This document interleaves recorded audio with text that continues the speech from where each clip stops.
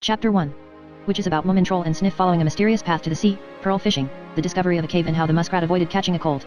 The Moomin family had been living for some weeks in the valley where they had found their house asterisk after the dreadful flood, which is another story.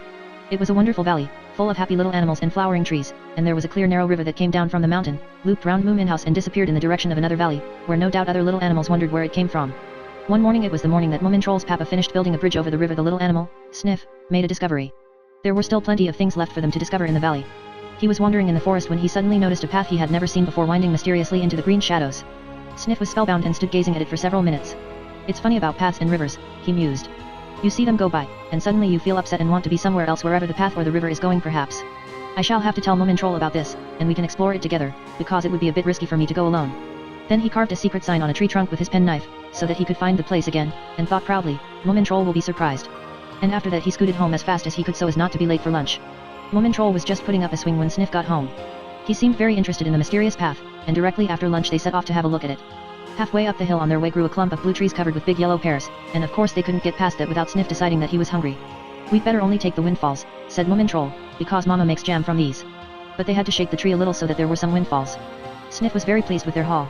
You can carry the provisions, he said, because you haven't got anything else to do, have you? I'm too busy to think about things like that when I'm the path pioneer. When they reached the top of the hill they turned and looked down at the valley. Moomin House was just a blue dot, and the river a narrow ribbon of green, the swing they couldn't see at all.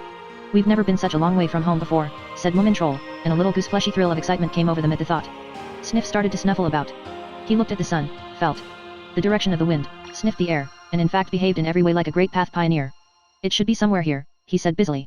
I made a secret sign with my knife on a plum tree just where it began. Could it possibly be here? Asked Moomin Troll pointing to a curly flourish on a tree trunk on the left. No. Here it is, screamed Sniff, who had found another curly flourish on a tree trunk on the right.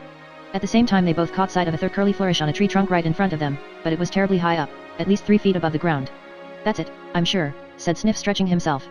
I must be taller than I thought. Well, strike me pink, exclaimed Moomin Troll looking around. There are curly flourishes everywhere. And some of them are nearly 100 feet up. I think you've found a haunted path, Sniff, and now the spooks are trying to stop us using it. What do you say to that? Sniff didn't say anything, but he got very pale about the nose. And at that moment a cackle of spooky laughter broke the silence, and down fell a big blue plum, which nearly hit Moomin Troll in the eye.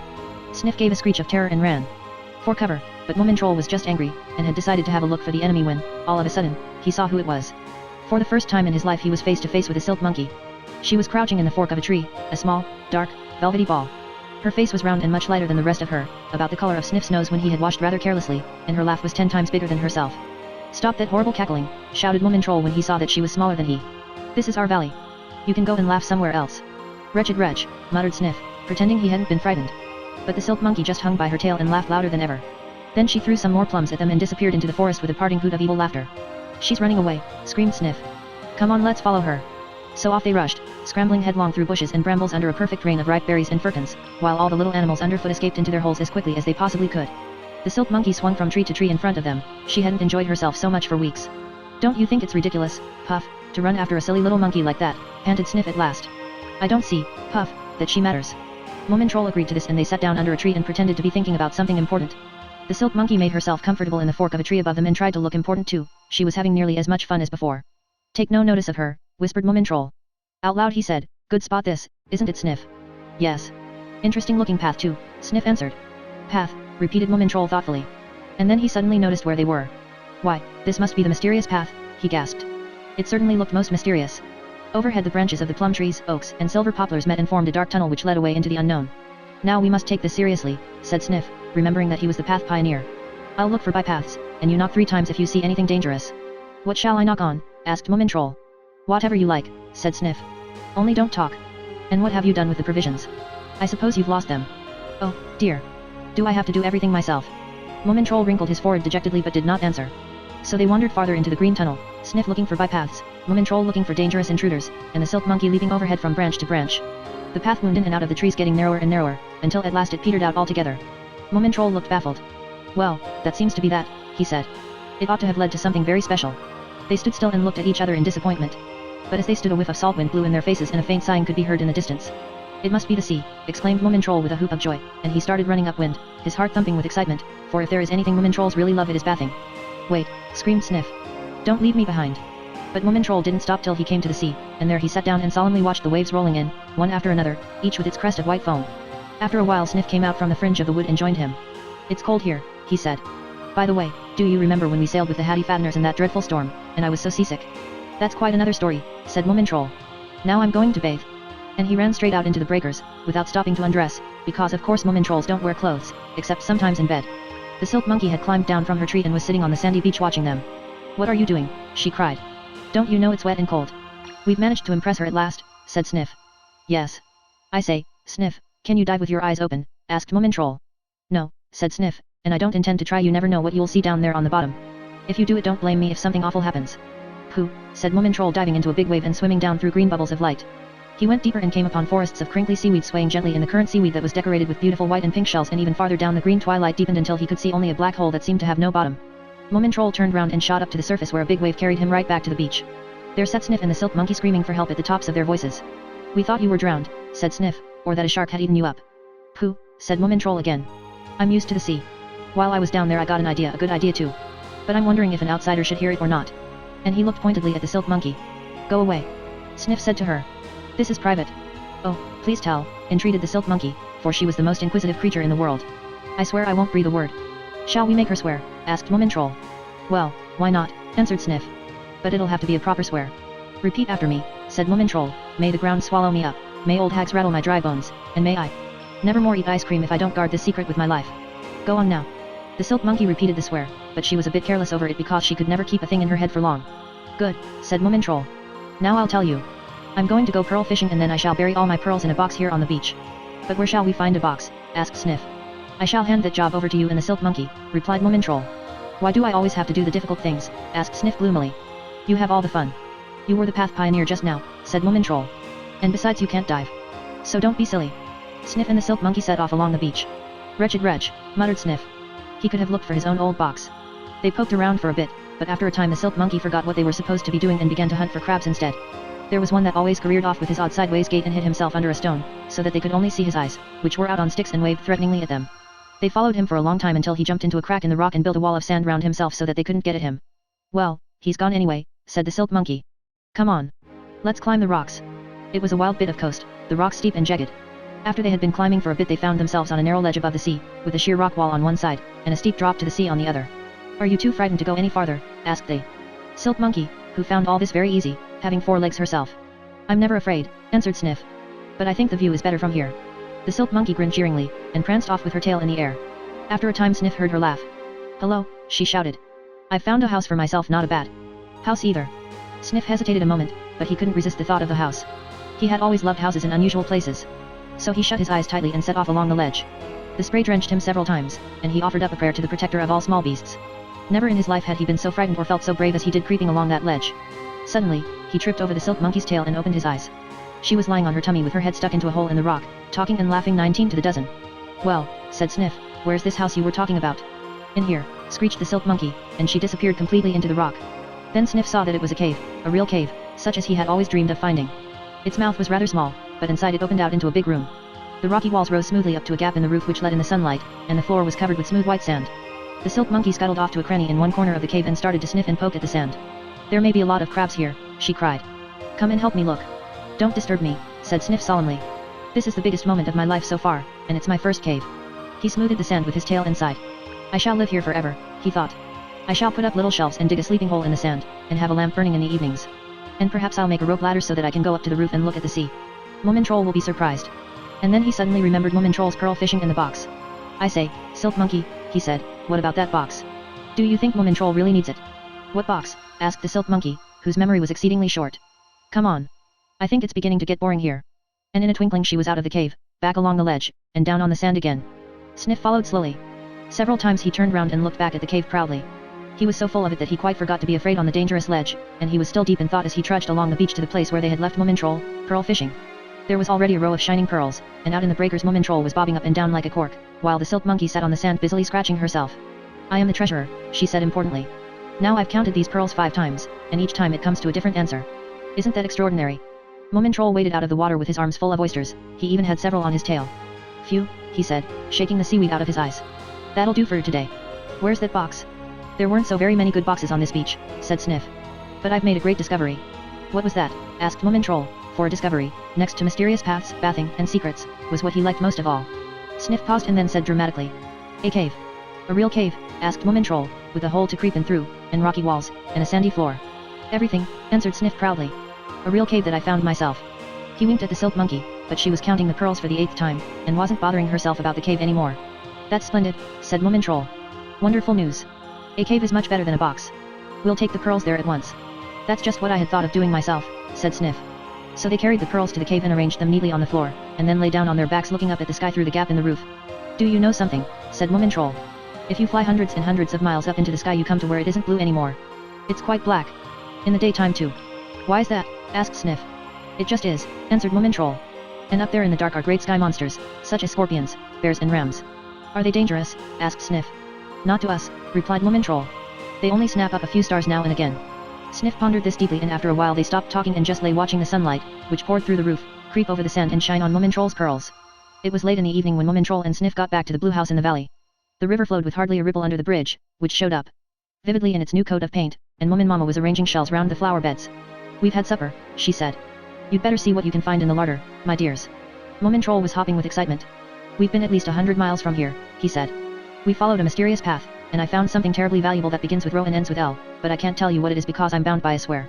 And I found something that begins with C and ends with E, squeaked Sniff. And somewhere in the middle there's an A and a V but I won't say any more. Well, said Moomin Mama. Fancy that. 2 big discoveries in one day. Now run and get your supper, dears. The soup is keeping hot on the stove. And don't clatter about too much because Papa is writing. And she went on laying out shells, 1 blue, 2 white and a red, in turns, and it looked very fine indeed. She whistled quietly to herself and thought there was rain in the air. A wind was getting up, and now and again a strong gust shook the trees turning their leaves inside out, and Moomin Mama noticed an army of clouds massing on the horizon and beginning to march up the sky. I do hope there isn't going to be another flood, she thought, picking up some shells that were left over, and going into the house as the first drops of rain began to fall. In the kitchen she found Moomin Troll and Sniff curled up together in a corner, tired out by their adventures.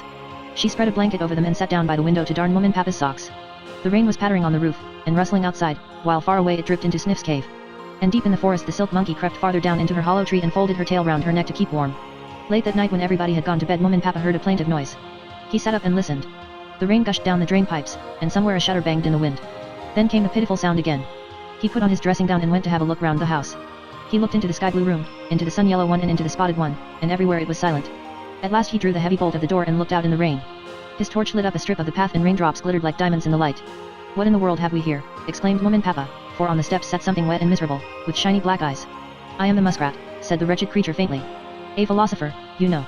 I should just like to point out that your bridge building activities have completely ruined my house in the river bank, and although ultimately it doesn't matter what happens, I must say even a philosopher does not care for being soaked to the skin. I am most extremely sorry, said Moomin Papa. I had no idea that you lived under the bridge. Please do come in. I'm sure my wife can make a bed up for you. I'm not a great one for beds, said the muskrat, they are unnecessary furniture really. It was only a hole I lived in, but I was happy there. Of course it's all the same to a philosopher whether he is happy or not, but it was a good hole. After these words, which were not intended to be ungracious, he managed to gather enough energy and enthusiasm to go into the house, where he shook the water off him and said, what an extraordinary house this is. It's a Moomin house, said Moomin Papa, who realized that he was talking to an extraordinary person. I built it myself in another place, but it floated here in a great flood we had some months ago. I hope you will be happy here. I find it a very good place to work in. I can work anywhere, said the muskrat. It's all a matter of thinking. I sit and think about how unnecessary everything is. Really, said Moomin Papa, much impressed. Perhaps I might offer you a glass of wine. Against the cold. Wine, I am bound to say, is unnecessary, replied the muskrat, but a small drop nevertheless would not be unwelcome. So Moomin Papa stole into the kitchen and opened the wine cupboard in the dark. He was stretching up for a bottle of palm tree wine on the top shelf, stretching and stretching, when all at once there was a terrible crash. He had knocked over a vegetable dish. In a moment the house came to life. People shouted and banged doors, and Moomin Mama came running downstairs with a candle in her paw. Oh. It's you, she said. I thought someone must have broken in. I wanted to get the palm tree wine down, said Moomin Papa, and some silly fool had put that stupid vegetable dish right on the edge of the shelf. Never mind, said Moomin Mama. It's really a good thing it's broken, it was so ugly. Climb up on a stool dear, it will be easier. So Moomin Papa climbed up on a stool and got down the bottle and 3 glasses. Who is the third one for? Asked Moomin Mama. The muskrat, answered Moomin Papa. A great man. He's coming to live here. With your approval, my dear. And he called the muskrat in and introduced him to Moomin Mama. Then they sat on the veranda and drank each other's health, and Moomin Troll and Sniff were allowed down too, although it was the middle of the night. It was still raining, and the wind had got trapped in the chimney and was howling eerily. I have lived on this river the whole of my life, said the muskrat, and never have I seen such weather. Not that it makes any difference to me, of course, except for giving me something new to think about. It would be much better if it rained in the hot, dried up valley on the other side of the mountains. We don't need rain here with the heavy dew we get every morning. How do you know what it's like on the other side of the mountains if you've lived here all your life, Uncle Muskrat? Asked Sniff. An otter who swam down here once told me, answered the muskrat. I never make unnecessary journeys myself. I love making journeys, cried Moomintroll. There are hardly any unnecessary things, I think. Only eating porridge, and washing. Hush, child, said Moomin Mama. The muskrat is a wise man who knows about everything, and why it is unnecessary. I only hope, as I said, that there isn't going to be another flood. Who knows, said the muskrat. There has certainly been something strange in the air lately. I have had vague forebodings and thought more than usual. It's all the same to me what happens, but one thing is certain, that something is going to happen. Something awful? Asked Sniff, pulling his nightshirt tighter around him. One never knows, said the muskrat. Now we'll all go to bed, said Moomin Mama. It's not good for children to hear frightening stories at night. So they all crept into their own corners and went to sleep. But in the morning the rain clouds were still marching over the sky, and the lonely wind howled through the blue trees. Asterisk it was painted blue. Moomin houses usually are. Translator. Chapter 2. Which is about stars with tails. Next day it was cloudy. The muskrat went out in the garden and lay in the hammock to think, and Moomin Papa wrote his memoirs in the sky blue room. Moomintroll was hanging about at the kitchen door. Mama, he said, do you think the muskrat meant anything special when he mentioned those forebodings? I don't think he meant so very much, said Moomin Mama. Don't worry about it, dear. Perhaps he'd just got a chill in all that rain, and felt a bit queer. Now run along with Sniff and collect some pears from the blue trees. Moomintroll went, but he was very thoughtful, and decided he would talk to the muskrat about it later. He and Sniff carried the longest ladder they could find up the hill. Are we going to my cave? Asked Sniff. Yes, answered Moomintroll. Later. But first we have to collect some pears for Mama. When they reached the biggest blue tree they saw the silk monkey sitting up in the branches waving to them. Hello, she screeched. What awful weather. My house is sopping wet, and the whole forest is beastly. Are you coming to hunt for crabs? We haven't time, said Moomintroll. Mama is going to make some jam. And besides we've got more important things to think about. Tell, said the silk monkey. I can't tell you except that something is going to happen, said Moomintroll. Something dreadful and unnecessary that nobody knows much about. But there has been a strange feeling in the air lately. Ha, ha, said the silk monkey. Very funny. Now shut up, said Moomintroll putting the ladder up against the blue tree, and try to be helpful for a change. It was great fun to pick these pears because you could throw them down as hard as you liked and they bounced off the ground like rubber balls. Moomintroll and the other two picked and threw and shouted, and the pears hopped and bounced in all directions until the ground was covered with them. The silk monkey laughed till she nearly fell off the tree. That's enough, gasped Moomintroll at last. We can't eat that much jam in a year. Now we'll roll the whole lot down to the river. I'll stop them at the bridge. You stay here and take care of this end, Silk Monkey, and Sniff can keep an eye on the water transport. Roll the pears into the river, screamed Sniff excitedly, and he ran off to the river, while the Silk Monkey rolled the pears one after another down the slope. In they plopped, swirled round in the current and bounced over the stones. Sniff ran here and there poking them with a long stick when they got caught up on their journey down to the bridge, where Moomintroll trapped them and stacked up a big pile on the bank. After a time Moomin Mama came out of the house with a big gong. Lunchtime, children, she cried. Well, said Moomintroll, as they came up the garden, haven't we picked a lot? You certainly have, exclaimed Moomin Mama. I've never seen so many pears. Then can we take our lunch out, said Moomintroll. To a secret place we have. Oh, please, entreated Sniff. With lots of food so that there's enough for the Silk Monkey. And could we have lemonade too? Yes, of course, dears, said Moomin Mama, and she wrapped up all kinds of good things and put them in a basket, with an umbrella on top to be on the safe side. The weather was still dull and grey when they reached the cave. Moomintroll had been rather quiet on the way up, worrying about his pearls, and directly they had crept through the opening he shouted out in alarm, someone has been here. In my cave, screamed Sniff. Wretched wretch. The pearls, which they had left neatly arranged in rows, had been collected together in the middle of the floor in a pattern. You might as well count them anyway, said Moomintroll to the Silk Monkey, who had joined them in the wood, you're the treasurer. She counted them 4 times and then once more for luck, but she always got a different answer. How many were there before? Asked Moomintroll. I can't remember, said the Silk Monkey, but the answer was different every time I counted them then, 2. Oh, said Moomintroll. Well that must be right I suppose. But I wonder who could have been here. They sat looking gloomily at the pattern of pearls. It does look like something, said Sniff at last. A star I think. With a tail, said the Silk Monkey. Sniff looked suspiciously at her. I suppose it wasn't you who did it, he said, for he remembered very well how the Silk Monkey had made her curly flourish, marking the mysterious path, on all the tree trunks. It could have been me, she said. But this time it happens to have been someone else. It could have been anybody, said Moomintroll, but never mind now. Let's eat first. So they unpacked pancakes, sandwiches, bananas and lemonade from their basket and divided it all into 3 equal parts. Then there was silence for some minutes while they all munched happily.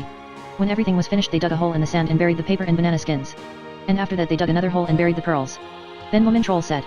Now I've eaten and thought and everything is a little clearer, this star with a tail must be either a warning or a threat. Perhaps somebody is angry with us for some reason, a secret society for instance.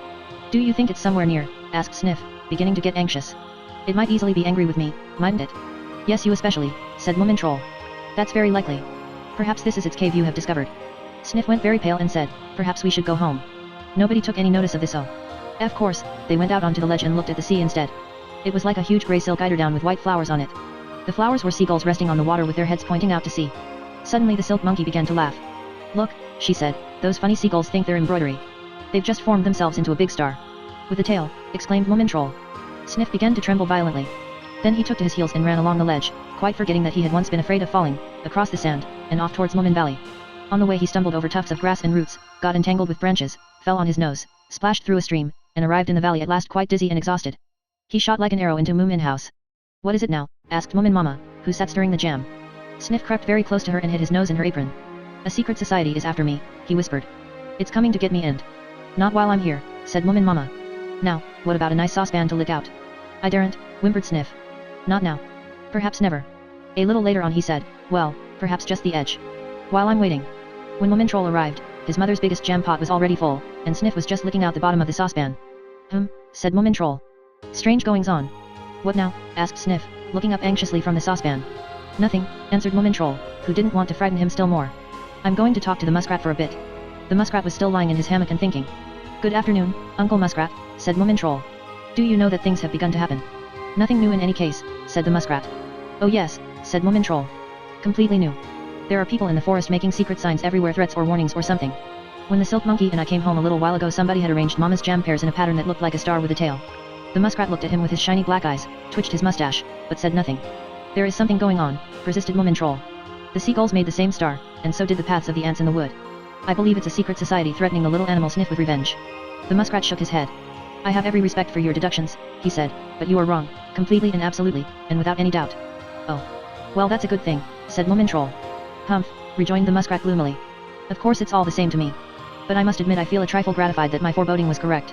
What do you mean? Asked Moomin Troll. That something unnecessary is going to happen. The muskrat brooded silently, his forehead creased with wrinkles. Do you know what a star with a tail means? He asked at last. No, said Moomin Troll. It's a comet, said the muskrat.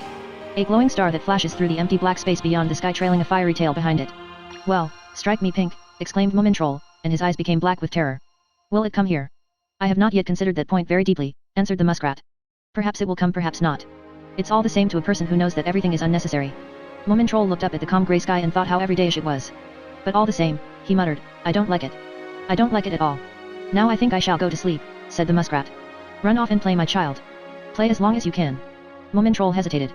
Just one more thing, he said, is there anybody who knows a little more about the habits of comets? Someone who knows if this one will hit the earth or not. Well, the professors in the observatory on the Lonely Mountains ought to know that, said the muskrat. If they know anything at all, that is. But now run away and leave me in peace. Moomin Troll went off deep in thought. What did he say? Asked Sniff, who was waiting round the corner. Was it really a secret society? No, said Moomin Troll. And not one of those sky monsters either, asked Sniff anxiously, not a scorpion or a bear. No, said Moomin Troll, don't worry about it anymore. But why are you looking so serious? Sniff asked. I'm thinking, said Moomin Troll. I'm thinking about you and me going on an expedition that will be the longest we've ever had. We are going to find the observatory on the Lonely Mountains, and look at the stars through the biggest telescope in the world. And we had better go as soon as possible. Chapter 3. Which is about how to manage crocodiles. Next morning, before Moomin Troll was even properly awake, he felt in his bones that it was going to be a special day. He sat up with a tremendous yawn, and then he remembered that this was the day he and Sniff were to start their great expedition. He ran to the window to look at the weather. It was still overcast, with the clouds hanging low over the hills, and not a leaf stirred in the garden. Moomin Troll was so excited he had almost lost his fear of the comet. We'll find out where this nasty piece of work is, and then try to stop it coming here, he thought. But I'd better keep this to myself, because if Sniff got to know, he'd be so frightened that he wouldn't be of the smallest use to anybody. Out loud he cried, up you get, little animal. We're starting now. Moomin Mama had got up very early to pack their rucksacks, and was bustling to and fro with woolly stockings and packets of sandwiches, while down by the bridge Moomin Papa was getting their raft in order. Mama, dear, said Moomin Troll, we can't possibly take all that with us. Everyone will laugh. It's cold in the Lonely Mountains, said Moomin Mama, stuffing in an umbrella and a frying pan. Have you got a compass? Yes, answered Moomin Troll, but couldn't you at least leave out the plates? We can easily eat off rhubarb leaves. As you like, my beloved Moomin child, said his mother, unearthing the plates from the bottom of the rucksack. Now I think everything is ready. And she went down to the bridge to see them off. The raft was all ready with hoisted sail, and the silk monkey had come down to say goodbye, but she had refused to go with them because she was afraid of water. The muskrat wasn't there because he didn't wish anything to disturb his contemplation of the uselessness of everything, and besides, he was rather annoyed with Moomin Troll and Sniff, who had put a hairbrush in his bed. Now don't forget to keep on the right side of the river, said Moomin Papa. I shouldn't mind going along too, he added rather wistfully, thinking of the adventurous journeys he had had in his youth with the little wandering Hattie Fatteners. Sniff and Moomin Troll hugged everyone, the painter was cast off and the raft began to float down the river. Don't forget to give my regards to all the house troll relatives, cried Moomin Mama. The shaggy ones, you know, with round heads. And put on your woolly trousers when it's cold. The tummy powder is in the left-hand pocket of the rucksack. But the raft had already floated round the nearest bend, and in front of them stretched the unknown, wild, and enticing. It was late evening. Their rust-red sail hung loosely, and the river lay silver-grey between its shadowy banks. Not a bird sang, even the scatterbrained chaffinches, which usually twitter from morning till night, were silent. Not one adventure in a whole day, said Sniff, who was taking his turn at steering now the current was slower. Just grey banks and grey banks and grey banks, and not even an adventure. I think it's very adventurous to float down a winding river, said Moomintroll. You never know what you'll meet round the next corner. You always want adventures, Sniff, and when they come you are so frightened you don't know what to do. Well, I'm not a lion, said Sniff reproachfully. I like small adventures. Just the right size. At that moment the raft floated slowly round a bend. Here's just the right-sized adventure for you, said Moomintroll pointing. Right in front of them lay what looked like a heap of big grey logs on a sandbank, and the logs were arranged in the secret pattern a star with a tail. There it is again, screamed Sniff. Suddenly the logs began to move, and produce legs, and then the whole mass slid silently under the water. Crocodiles, exclaimed Moomintroll, jumping to the rudder. Let's hope they don't chase us. The river seemed to be swarming with the monsters whose eyes shone pale green on its surface, and yet more of the fearful grey shadowy bodies were slithering down the muddy bank into the water. Sniff sat in the stern, stiff with fear, and only moved when a crocodile lifted its nose beside him, when he beat it wildly over the head with an oar. It was a terrible moment. Tails thrashed the water, giant mouths, bristling with needle-sharp teeth, snapped angrily, and the raft rocked up and down in the most alarming way. Moomintroll and Sniff clung tightly to the mast and screamed for help, while the raft, caught by a little wind that had fortunately just got up, began to make headway down the river. The crocodiles followed in a long line, their cruel jaws agape. Sniff hid his face in his paws, while Moomintroll, who was so frightened he hardly knew what he was doing, got the woolly trousers out of the rucksack and threw them to their pursuers. This distracted the crocodiles' attention at once. They tore at the woolly trousers and fought so furiously over them that by the time every bit was devoured Sniff and Moomintroll were miles away. Well, strike me pink, exclaimed Moomintroll. Are you satisfied with that adventure? You screamed too, said Sniff. Did I, said Moomintroll. I don't remember. Anyway it was a good thing Mama put in those woolly trousers. Darkness was closing in over the river, so after landing the raft they built a fire between the roots of a big tree, and fried pancakes for supper, which they ate, in their fingers, one by one as they came out of the frying pan. Then they crept into their sleeping bags and the night fell. Chapter 4. This is about the meeting with Snufkin and a terrible experience with a giant lizard. Day after day the world was shrouded in greyness, but it never rained. Columns of cloud rolled endlessly across the sky, and below them the earth lay waiting. Moomintroll and Sniff floated farther and farther east on their raft. They weren't used to being without sun, and became melancholy and quiet. Sometimes they had a game of poker or wrote a poem or caught a fish for the pot, but mostly they just sat watching the banks float by. Now and then Moomintroll contemplated the clouds and wondered whether he would see the comet if they divided. But they never did. Often he longed to tell Sniff about the great sky monster that they were going out to look for, but it was too much of a risk. Sniff would only get in a panic. 3 times they saw the hatty fatteners, the little white creatures who are forever wandering restlessly from place to place in their aimless quest for nobody knows what. Once they were fording the river in a shallow place and twice passing by in their small light boats. They seemed more restless than usual, hopping along at a great speed, but as they can neither hear nor speak it wasn't much use Sniff and Moomintroll even saying hello to them. The banks looked different now. Silver poplars, plum trees, and oaks had disappeared, and dark trees with heavy branches stood alone on the deserted sand, while in the distance greyish-yellow mountains climbed steeply towards the sky. Oh dear, sighed Moomintroll. Isn't this river ever going to end? Shall we have a game of poker, suggested Sniff. Moomintroll shook his head. I don't feel like it, he said. Then I'll tell your fortune, Sniff persisted. Perhaps you've got one of those lucky stars shining on you. Thanks, said Moomintroll bitterly. I've had just about enough of stars. With or without tails. Sniff sighed deeply and sat for a long time disconsolately watching the strange landscape, with his nose between his paws. Suddenly his eye was caught by something out of the ordinary. It looked like a yellow ice cream cornet upside down, and was the first brightly colored thing they had seen for a week. It was down by the edge of the water, and had what looked like a flag flying on top. As Moomintroll and Sniff got near they heard quite unmistakable sounds of music, and it was cheerful music too. They strained their ears excitedly, drifting slowly nearer. At last they could see it was a tent, and gave a shout of joy. The music stopped, and out of the tent came a Snufkin with a mouth organ in his hand. He had a feather in his old green hat and cried, "Ahoy! Ship ahoy!" Moomintroll caught hold of the rudder and the raft swung towards land. "Off with the painter," shouted Snufkin, hopping eagerly. Up and down. Fancy that. What fun. Coming all this way just to see me. Well, we didn't exactly, began Moomintroll, clambering ashore. Never mind, answered Snufkin. The main thing is that you're here. You'll stay the night, won't you? We should love to, said Moomintroll. We haven't seen a soul since we left home, and that was ages ago. Why in the world do you live here in this desert? I'm a tramp, and I live all over the place, answered Snufkin. I wander about, and when I find a place that I like I put up my tent and play my mouth organ. Do you like this place? Asked Sniff in surprise, looking at the desolation all around them.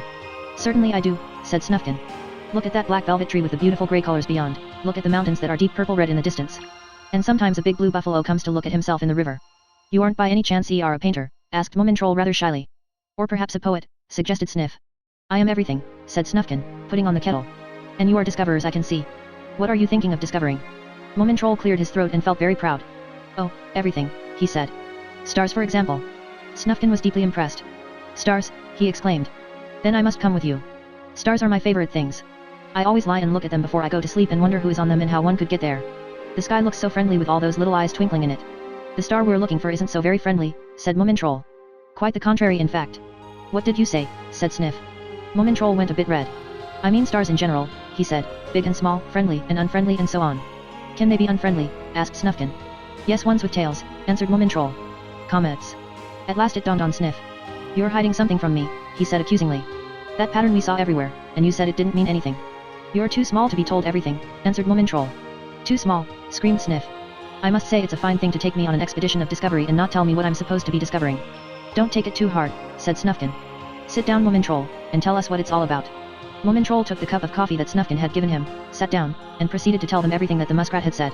And then I asked Papa if comets were dangerous, he went on, and Papa said that they were. That they rushed about like mad things in the black empty space beyond the sky, trailing a flaming tail behind them. All the other stars keep to their courses, and go along just like trains on their rails, but comets can go absolutely anywhere, they pop up here and there wherever you least expect them. Like me, said Snufkin, laughing. They must be sky tramps. Moomintroll looked disapprovingly at him. It's nothing to laugh at, he said. It would be a terrible thing if a comet hit the Earth. What would happen then, whispered Sniff.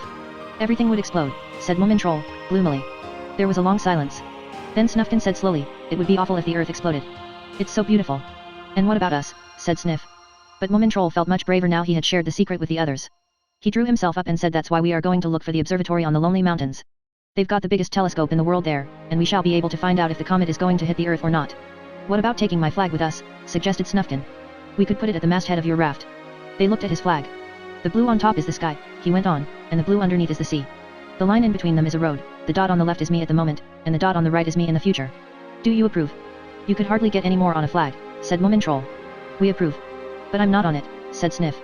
The dot on the left can be all of us, seen from a great height, Snufkin said consolingly. And now I think we'll explore a bit before supper. So they set off, climbing cautiously between the rocks and prickly undergrowth. I just want to show you a cleft with garnets in it, said Snufkin. It's not as beautiful as it can be of course in this dull light, but when the sun shines you ought to see it glittering. Are they real garnets? Asked Sniff. That I don't know, Snufkin answered, but anyway they're beautiful. He led them up through a wild ravine, silent and deserted. In the dim evening light, and they talked in whispers. Suddenly Snufkin paused. Here, he said softly. They bent down and looked. At the bottom of deep narrow cleft myriads of garnets glowed dimly in the darkness and Moomintroll thought of the black space beyond the sky with thousands of comets glittering in it. Oh, whispered Sniff. Wonderful. Are they yours? As long as I live here, said Snufkin carelessly. I'm monarch of all I survey. I own the whole earth. Do you think I could have some? Asked Sniff wistfully. I might be able to buy a yacht with them, or a pair of roller skates, and when Snufkin laughed and told him to take what he liked, he immediately jumped into the cleft and began to climb down. He scraped his nose, and almost lost his footing, but the thought of the garnets gave him courage, and at last, with a deep sigh and paws that trembled a little, he began to collect the shining stones. The pile grew larger and larger as he ran, trembling with excitement, farther and farther along the cleft. Hello, shouted Snufkin from the top. Aren't you coming up soon? It's getting cold and the dew is beginning to fall. In a minute, Sniff shouted back. There are such a lot left, he trailed off, for he had just seen two huge red garnets shining like eyes, right at the dark end of the cleft.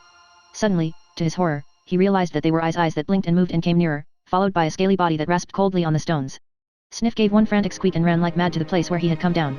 Shaking all over he began to clamber up, his paws damp with fear, while below him sounded a soft threatening hiss. What's happened? Called Moomintroll, who could hear him coming. What's the hurry? Sniff didn't answer, he just climbed. And when they pulled him over the edge at last he collapsed exhausted in a heap. Moomintroll and Snufkin leaned over the edge of the cleft and looked down. What they saw was enough to frighten anybody. It was a giant lizard crouching over a pile of shining garnets, like a hideous dragon guarding its beautiful treasure. Well, strike me pink, exclaimed Moomintroll. Sniff was sobbing on the ground. It's all over now, said Snufkin. Don't cry any more, Sniff. The garnets, Sniff moaned. I didn't get a single one. Snufkin sat down beside him and said kindly, I know. But that's how it is when you start wanting to have things. Now I just look at them, and when I go away I carry them in my head. Then my hands are always free, because I don't have to carry a suitcase. The garnets would have gone in the rucksack, said Sniff miserably. You don't need hands for that. It's not the same thing at all just looking at them. I want to touch them and know they're mine. Never mind, Sniff. We're sure to find some more treasures, said Moomintroll comfortingly. Now cheer up and get a move on.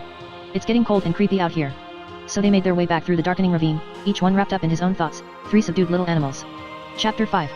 Which is about the underground river and rescue by a Moominland. Snufkin added gaiety to the expedition. He played songs on his mouth organ that they had never heard before, songs from all corners of the earth.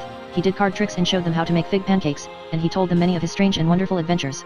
The river, too, seemed more lively. It was narrower and flowed swift and strong, eddying round rocks and boulders between high banks. Every day the blue and purple mountains came nearer, and they were so high that sometimes their tops disappeared in the heavy rolling clouds. One morning Snufkin sat with his legs dangling in the water carving a whistle for himself. I remember, he began, putting his head on one side, and Moomintroll and Sniff immediately pricked up their ears. I remember the land with the hot springs. The ground was covered with lava, and from under the lava came a continual rumbling. It was the earth turning over in her sleep. There were rocks strewn about higgledy-piggledy, and everything looked strange and unreal in the hot steamy atmosphere. I arrived there in the evening. It didn't take long to cook supper. I only had to fill a saucepan from a hot spring. Everything was bubbling and steaming and I didn't see a single living thing, not so much as a blade of grass. Didn't you burn your feet? Asked Sniff.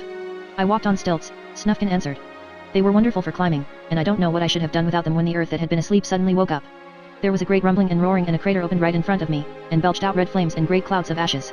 A volcano, gasped Moomintroll and held his breath. Yes, said Snufkin. It was awful, but beautiful too.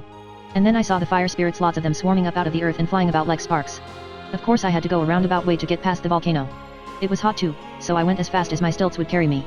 Halfway down the mountain I came across a little stream and lay down to drink. The water wasn't boiling in that stream, you see. And then one of the little fire spirits floated down and fell into the water. He was nearly extinguished, but just had enough strength to cry out to me to save him. And did you? Asked Sniff. Oh, yes. I had nothing against the creature, said Snufkin. But I burnt myself on him, you know. Well, there he was on dry land again, and presently he began to flare up to his normal state. He was very grateful of course, and gave me a present before he flew away. What was it? Asked Sniff, in great excitement. A bottle of underground sun oil, answered Snufkin. It's what the fire spirits rub onto themselves when they go right down into the burning heart of the earth. And can you go through fire when you've got this oil on? Asked Sniff, his eyes popping out with amazement. Of course you can, Snufkin answered. But why didn't you say so before? Cried Moomintroll. Now we can all be saved. When the comet comes we just... But I've got hardly any left, said Snufkin sadly. I used most of it up on a couple of trips into the desert, and then saving things from a house on fire. I didn't know. There's only a little drop left in the bottle. Perhaps there's enough for a little animal of, say, my size, said Sniff. Snufkin looked at him. Perhaps, he said. But hardly for your tail as well. That will have to go. Oh, help, exclaimed Sniff. Then I'd rather be shriveled right up. But Snufkin wasn't listening. He sat with wrinkled brow looking at the river. Listen, he said, have you noticed anything different? The river has a new sound, said Sniff. It was true. There was a dreadful roaring, and the water eddied and swirled between the rocky shores. Take down the sail, ordered Snufkin, going forward to keep a lookout. The river was tearing along faster than ever, like a person who has been out on a long journey and suddenly notices that he is late getting home for supper. The banks closed in, squeezing the foaming water into a narrow trough, and the rocks towered over them higher and steeper than ever. Wouldn't it be better to land? Screamed Sniff above the noise of the water. It's too late now, Moomintroll screamed back. We must just go until it gets calmer. But it didn't get calmer. They rushed wildly through the lonely mountains whose wet black walls closed in on either side, and the strip of sky above got narrower and narrower. Somewhere in front of them there was a threatening rumble. We're going downhill, shouted Snufkin. Hold tight. They all held on to the mast and shut their eyes. There was a crash, a roar, and a shower of spray. Then all was quiet. They had cleared the waterfall.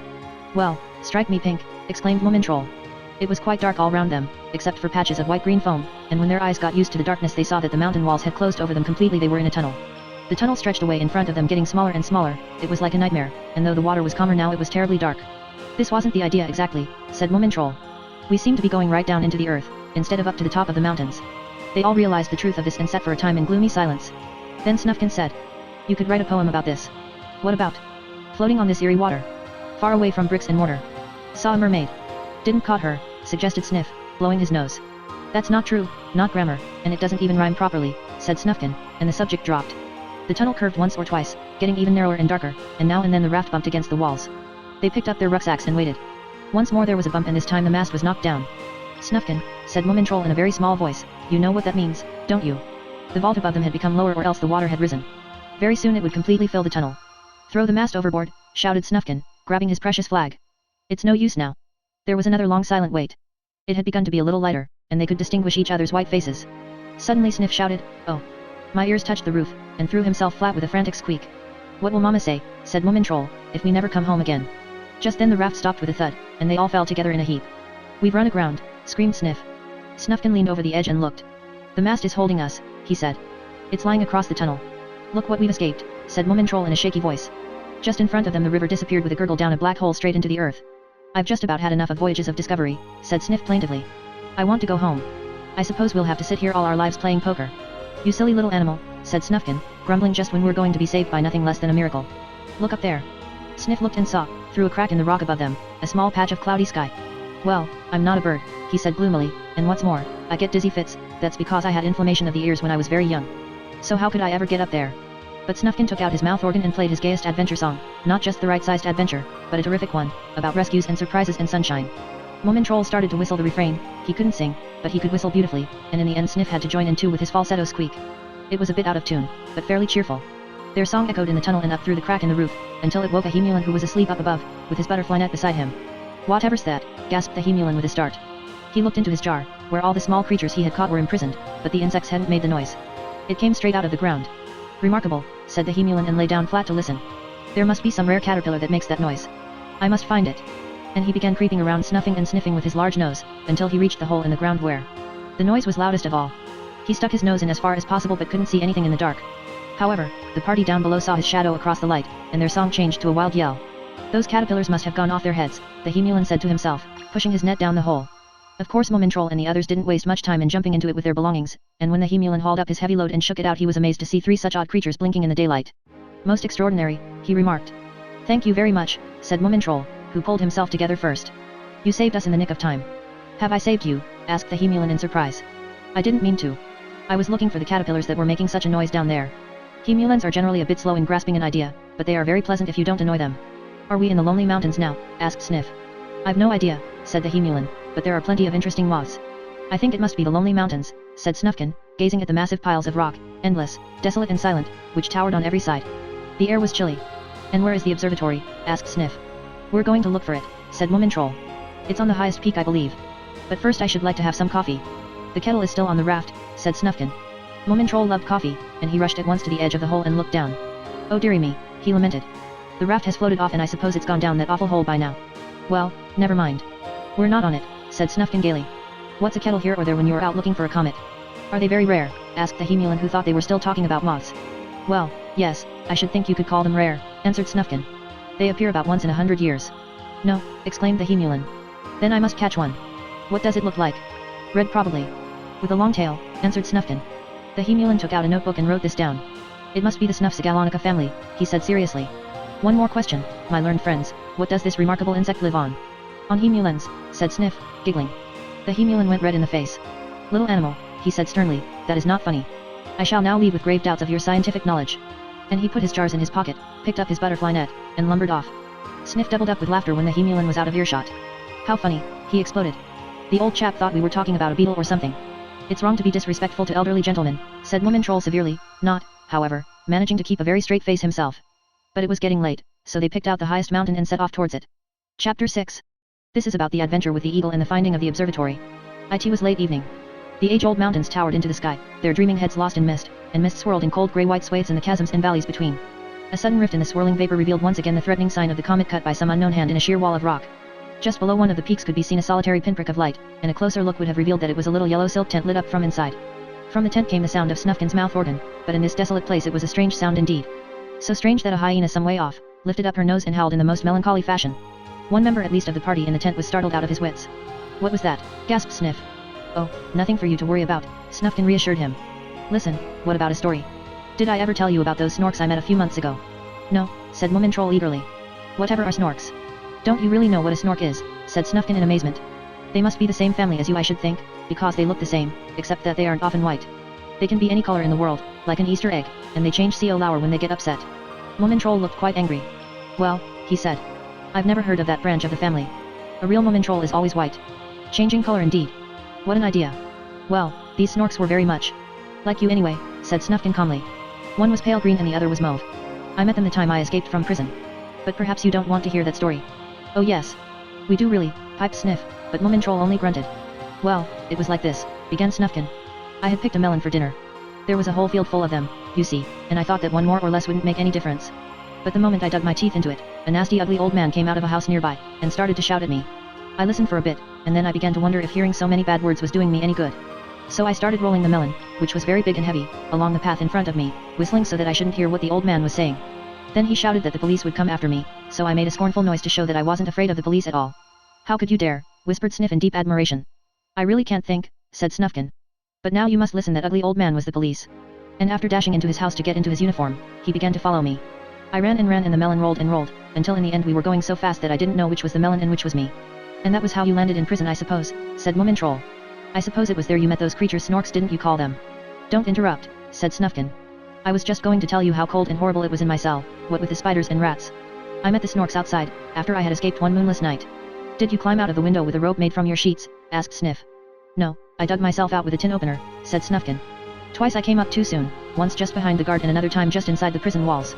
But I went down and started digging again, and the third time I came up in a field. It was turnips and not melons this time, I'm sorry to say. The Snork and his sister were fishing for minnows with their tails in a nearby stream. I should never think of fishing with my tail, said Moomintroll. One should have respect for one's tail. What did you do then? Oh, we celebrated my escape with minnows and cowslip wine for many hours, answered Snufkin. And how beautiful the pale green Snork maiden was. She had sparkling blue eyes and was covered with beautiful soft fluff. She could weave mats of grass, and brew soothing herb drinks if you had tummy ache. She always wore a flower behind her ear, and round her ankle she had a little gold ring. Ha! Women, scoffed Moomintroll. That was a rotten story. Didn't anything exciting happen? Wasn't my escape from prison exciting enough, said Snufkin, and went on playing his mouth organ. Moomintroll sniffed once more and then crept into his sleeping bag and turned his nose to the wall. But that night he dreamt about a little Snork maiden who looked like him, and he had given her a rose to put behind her ear. In the morning he sat up muttering how silly to himself. The others had already begun to take down the tent, and Snufkin declared that they would reach the highest peak that day. But how do you know that the observatory is on that peak especially, asked Sniff, craning his neck to see the top, but without success as it was hidden in the clouds. Well, answered Snufkin, you only have to look at the ground just here. It's covered with cigarette ends which have obviously been thrown out of the windows by those absent-minded scientists up there. Oh, I see, said Sniff, looking a bit crestfallen, and wishing he'd noticed the cigarette ends himself. They began to trudge up a little twisting path, tied to each other by a rope to be on the safe side. Don't forget I warned you, shouted Sniff, who was last. Don't blame me if something dreadful happens to us. Higher and higher, steeper and steeper. Phew, said Moomintroll mopping his brow. Mama said it was cold here. Thank goodness the crocodiles ate up those woolly trousers. They stopped and looked down into the valley, feeling very small and lonely amongst the vast empty hills. The only living thing to be seen was an eagle circling far above them on outspread wings. What an enormous bird, exclaimed Sniff. I feel quite sorry for him all alone in this place. I expect there are MRS eagle somewhere, and probably some baby eaglets too, said Snufkin. The bird was hovering over them, turning his head with the cold eyes and strong curved beak from side to side, when suddenly he poised himself on trembling outstretched wings. I wonder what he's up to now, said Sniff. I don't like the look of him, Moomintroll said anxiously.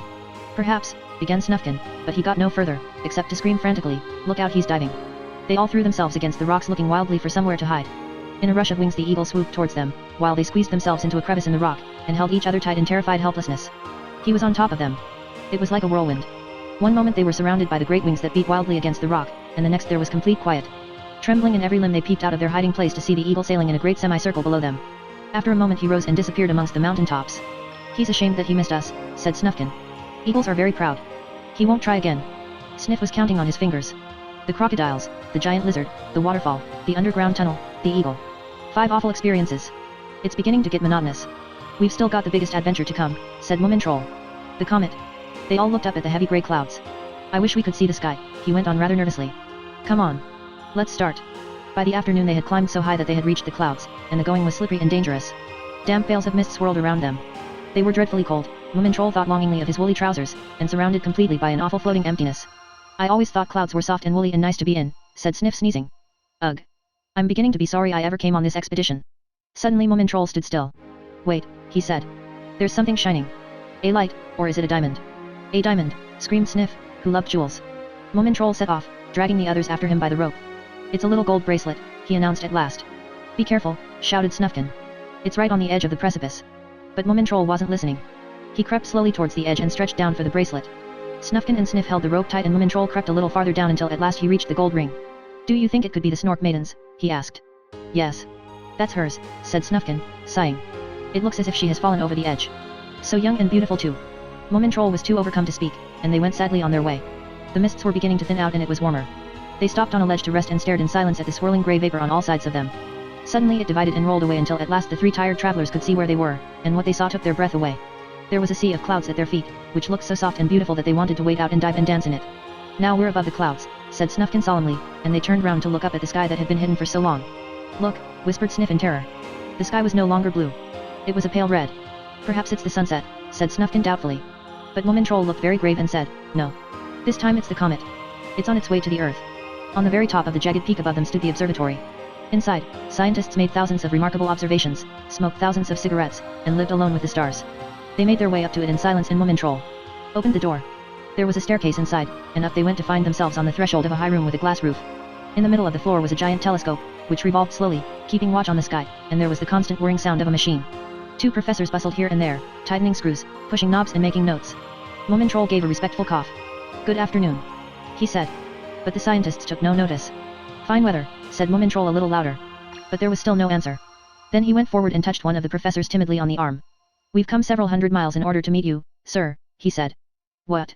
You again, exclaimed the professor. Excuse me, said Moomintroll, but I've never been here before. Then it was a couple extraordinarily like you, muttered the professor. Crowds of people coming here. We haven't time, you know, simply haven't time. This comet is the most interesting thing in the last 93 years.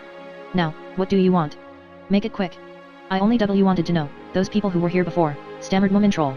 I suppose it wasn't a little pale green Snork maiden, all fluffy, perhaps with a flower behind her ear. Your explanation is most unscientific, said the professor impatiently. I know nothing about it, except that there was a tiresome female here to stir. Bing me about some trinket she had lost. Off with you now. You've already wasted 44 seconds of my time. Moomintroll backed out nervously. Well, said Sniff. Is it coming? When will it fall? Asked Snufkin. Oh. I quite forgot to ask, mumbled Moomintroll blushing. But that little Snork maiden has been here. She's alive. She didn't fall down the precipice. Well, I must say. Snufkin burst out. I can't make you out, said Sniff. I thought you didn't like girls. Now I'll go and ask. And he trotted up to the other professor. Please may I have a look through your telescope, he asked politely. I am very interested in comets, and I've heard so much about your wonderful discoveries here. The professor was very flattered and put his spectacles up on his forehead.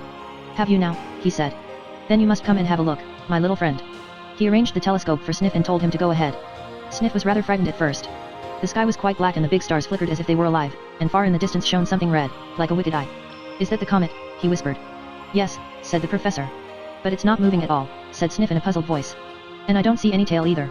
Its tail is behind, explained the professor. It is rushing straight towards the earth, that's why it doesn't look as if it's moving. But you can see that it gets bigger every day. When will it arrive? Asked Sniff, staring in fascinated curiosity at the little red spark through the telescope. According to my reckoning it should hit the earth on the 7th of October at 8:42 p.m. Possibly 4 seconds later, said the professor. And what will happen then? Asked Sniff. What will happen? Said the professor in surprise. Well, I hadn't thought about that. But I shall record the events in great detail, you may be sure. Can you tell me what the date is today, sir? Sniff asked. It is the 3rd of October, answered the professor. And the time is exactly 6:28. Then I think we must go, said Sniff. Thank you very much indeed for your help. He returned to the others with an important look on his face. I have had a very interesting conversation with the professor, he said, and we have come to the conclusion that the comet will fall on the 7th of October at 8:42 p.m. Possibly 4 seconds later. Then we must hurry home as fast as we can, said Moomintroll anxiously. If only we can get home to Mama before it comes, nothing can happen. She will know what to do. They left the observatory and set off on the long journey home. It was getting dark and the awful red light in the sky was stronger. The clouds had gone, and far down in the valley below they could just make out the narrow ribbon of the river and patches of forest. I'm longing to get away from this stony country, said Snufkin. Even a poet can have enough sometimes. I wonder where the Snorks spent the night, said Moomintroll. I must give that wretched girl her ankling back. And he hurried on at such a speed that the others could hardly keep up with him. Chapter 7. Which is about how Moomintroll rescues the Snork maiden from a poisonous bush and in which the comet appears in the sky. The 4th of October dawned clear, but there was a strange haze over the sun as it rose slowly over the mountain tops and sailed across the red sky. They hadn't set up the tent for the night, but had kept going all the time. Sniff had got a blister on one foot and was grumbling. Well, walk on the other foot, said Snufkin, but this wasn't very helpful advice, and at last Sniff couldn't stand it any longer. Oh, he moaned. Now I feel giddy. And he lay down and refused to go any farther. We're in a hurry, said Moomintroll. I must find that little Snork as quickly as pos. I know, interrupted Sniff. Your wretched Snork maiden. But that's nothing to do with me. I feel terrible, and I think I'm going to be sick. We could wait a bit, couldn't we, said Snufkin. And I know something we can do meanwhile. Have you ever rolled stones? No, said Moomintroll. First Snufkin found a heap of great boulders. You take a boulder, he said, like this. Roll it as hard as you can over the edge of the precipice like this. And it rushes down, he puffed. Like that. Together they looked over the edge and watched the stone. It crashed its way down, carrying a shower of small stones with it, and for a long time the echo rumbled back and forth between the mountains. That was great fun, burst out Moomintroll. Let's do another. And they rolled another huge boulder onto the edge, where it balanced precariously. Heave-ho, shouted Snufkin. Heave and push. Away thundered the boulder, but, oh horror, Moomintroll didn't have time to draw back, and before anyone realized what was happening he was over the edge, and falling swiftly in the wake of the boulder. Now there would very likely be one Moomintroll less in the world if he had not had a rope tied round his middle. Snufkin threw himself on the ground and braced himself for the shock. And it was a big one. Snufkin felt as if he would be cut in half. Moomintroll swung to and fro on the end of the rope and he was heavy. Snufkin was dragged slowly nearer and nearer to the edge. Behind him too the rope was pulled tight, and Sniff, who was tied to the other end, began to get pulled along. Stop it, he shouted. Leave me alone, I'm ill. You'll be still worse in a minute if you don't hold on to that rope, said Snufkin. And then Moomintroll's voice bellowed up from below, help. Pull me up. At last Sniff realized what was happening, and he was so frightened that he forgot to be ill. He began struggling frantically against the pulling rope, which got thoroughly tangled round him and everything else in sight, until in the end it caught fast, and Snufkin was able to crawl back. When I say now pull, he told Sniff. Not now. Not now. But now. And they pulled with all their might, until at last Moomintroll appeared over the edge. First his ears, then his eyes, then his nose, then still more nose, and eventually the whole of him. Well, strike me pink, he exclaimed. I never thought I should see you two again. And you never would have done, but for me, remarked Sniff complacently. Snufkin gave him a queer look, but didn't say anything, and they all sat down to recover themselves. We've been stupid, said Moomin Troll suddenly. You've been stupid, said Sniff. Absolutely criminal, went on Moomin Troll, taking no notice. We might easily have rolled one of those stones onto the little Snork Maiden. If you did, she's flat by now, said Sniff quite unmoved. Moomin Troll was dreadfully worried. Well, anyhow, we must go on now, he said dejectedly. It's no good forgetting about the comet. So on they went, steadily down the mountainside, with the pale sun shining overhead, out of the pale red sky. At the foot of the mountain a clear, shallow stream with a sandy bed, ran between the stones, and there sat the Moominland, with his tired feet in the water, sighing to himself. Beside him was a large book called, Moths of the Eastern Hemisphere, Their Behavior and Misbehavior. Extraordinary, he was muttering. Not one with a red tail. It might have been Diderophormia archamboldes, but that is very common and has no tail at all. And he sighed again. Just then Moomin Troll, snuffed. And Sniff popped out from behind a rock and said hello. Oh. How you frightened me, gasped the Moominland. So it's only you three again. I thought it was another avalanche. This morning it was terrible. What was? Asked Sniff. The avalanche, of course, answered the Moominland. Quite terrible. Rocks the size of houses bouncing about like hailstones. My best glass jar was broken, and I myself had to move quite quickly to get out of the way. I'm afraid we happened to knock a few stones down as we were passing, said Snufkin. It's so easily done walking on these tracks.